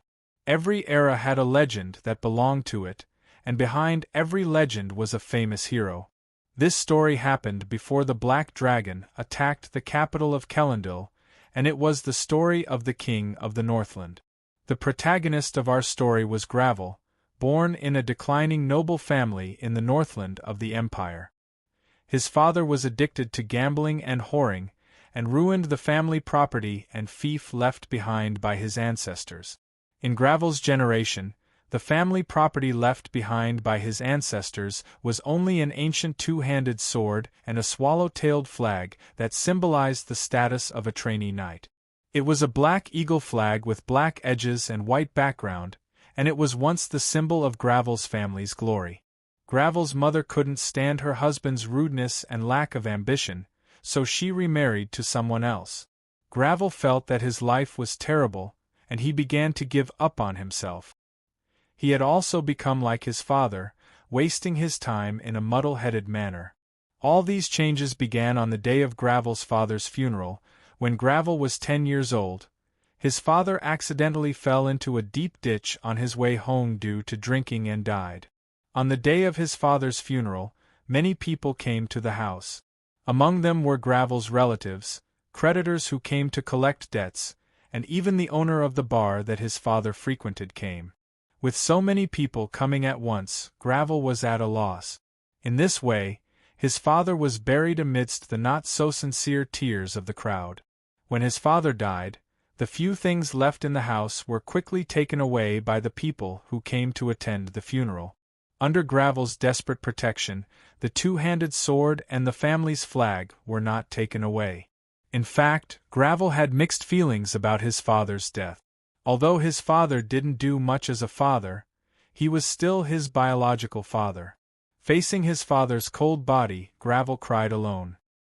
He asked the Almighty God, why was his life so full of misfortune? His father's death made Gravel feel that he could no longer waste his time like this, because his father's end was a living example. So he made up his mind to leave home and become an apprentice to a merchant. Due to Gravel's outstanding performance, the merchant recommended Gravel to a knight as a squire. One had to know that in the German Empire, the status of a knight was extremely noble. Being able to become a knight was something that every boy yearned for. In addition to the daily work, Gravel also learned a lot from this knight. Later on, this knight unfortunately died in battle, and the knight's property became someone else's. Gravel had no choice but to take the sword and flag and leave this sad place. Gravel was already 18 years old. It had been 8 years since his father passed away. Now, Gravel was once again left with nothing. The only things that accompanied him were the sword and the flag. Right now, the entire empire was a place where danger and opportunity coexisted. Many people became rich overnight, but even more people had their families broken up and their families broken up. Gravel boarded a cargo ship headed to the southern part of the empire. The cargo ship finally docked at the port. Thanks to the heavens, Gravel didn't encounter any pirates along the way. After getting off the ship, Gravel saw a few overseers at the dock using whips to whip the slaves who were moving the goods onto the ship. Gravel couldn't stand this kind of practice, because he felt that all people were born equal. But he knew that he was a newcomer, and it was better to avoid trouble. Besides, he had no power or influence, and couldn't be of much help. But fate was so coincidental. A thin and weak slave tried to escape and ran towards Gravel. Gravel watched as the slave was caught by the overseer in front of him. The overseer went up and beat him without saying a word.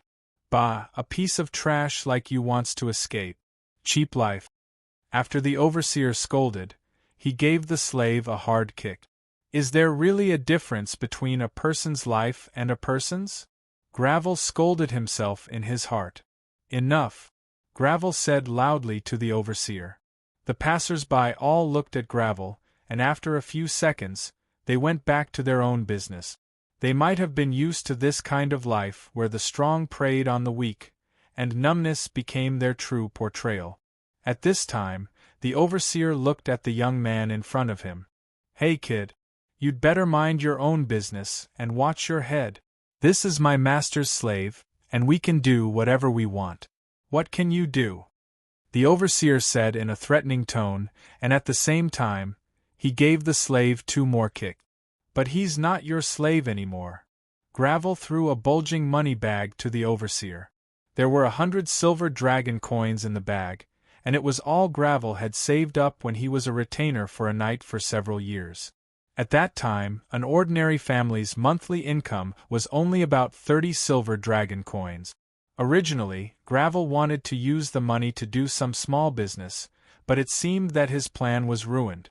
Sometimes it was not easy to be a good person, and there was a price to be paid for being a good person. The overseer took the money bag and carefully looked at Gravel. Looking at Gravel's clothes and temperament, he did not look like a child from an ordinary family. In fact, Everything that Gravel had was inherited from the knight who died in battle. Moreover, some of his thoughts were instilled in Gravel by the knight.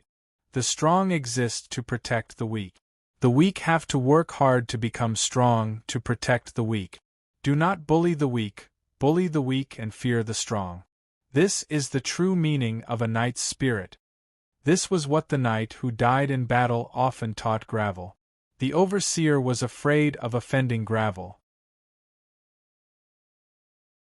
If he was the young master of a prominent noble family, it would be difficult to deal with him. On the other hand, the money that Gravel gave him was enough for the overseer to buy 2 or 3 slaves. "All right, Stinky Kid. Today, I'll give this young master some face and let you go." The overseer pointed at the slave and said. The slave looked at Gravel with tears of gratitude, and for a moment, he did not know how to express his gratitude. This disturbance came to an end. Gravel went from the dock to a nearby hotel, and the slave dragged his bruised body and followed Gravel. You're tuning in to the Phoenix Knights YouTube channel. Don't forget to subscribe and join us on this journey to catch the most captivating stories.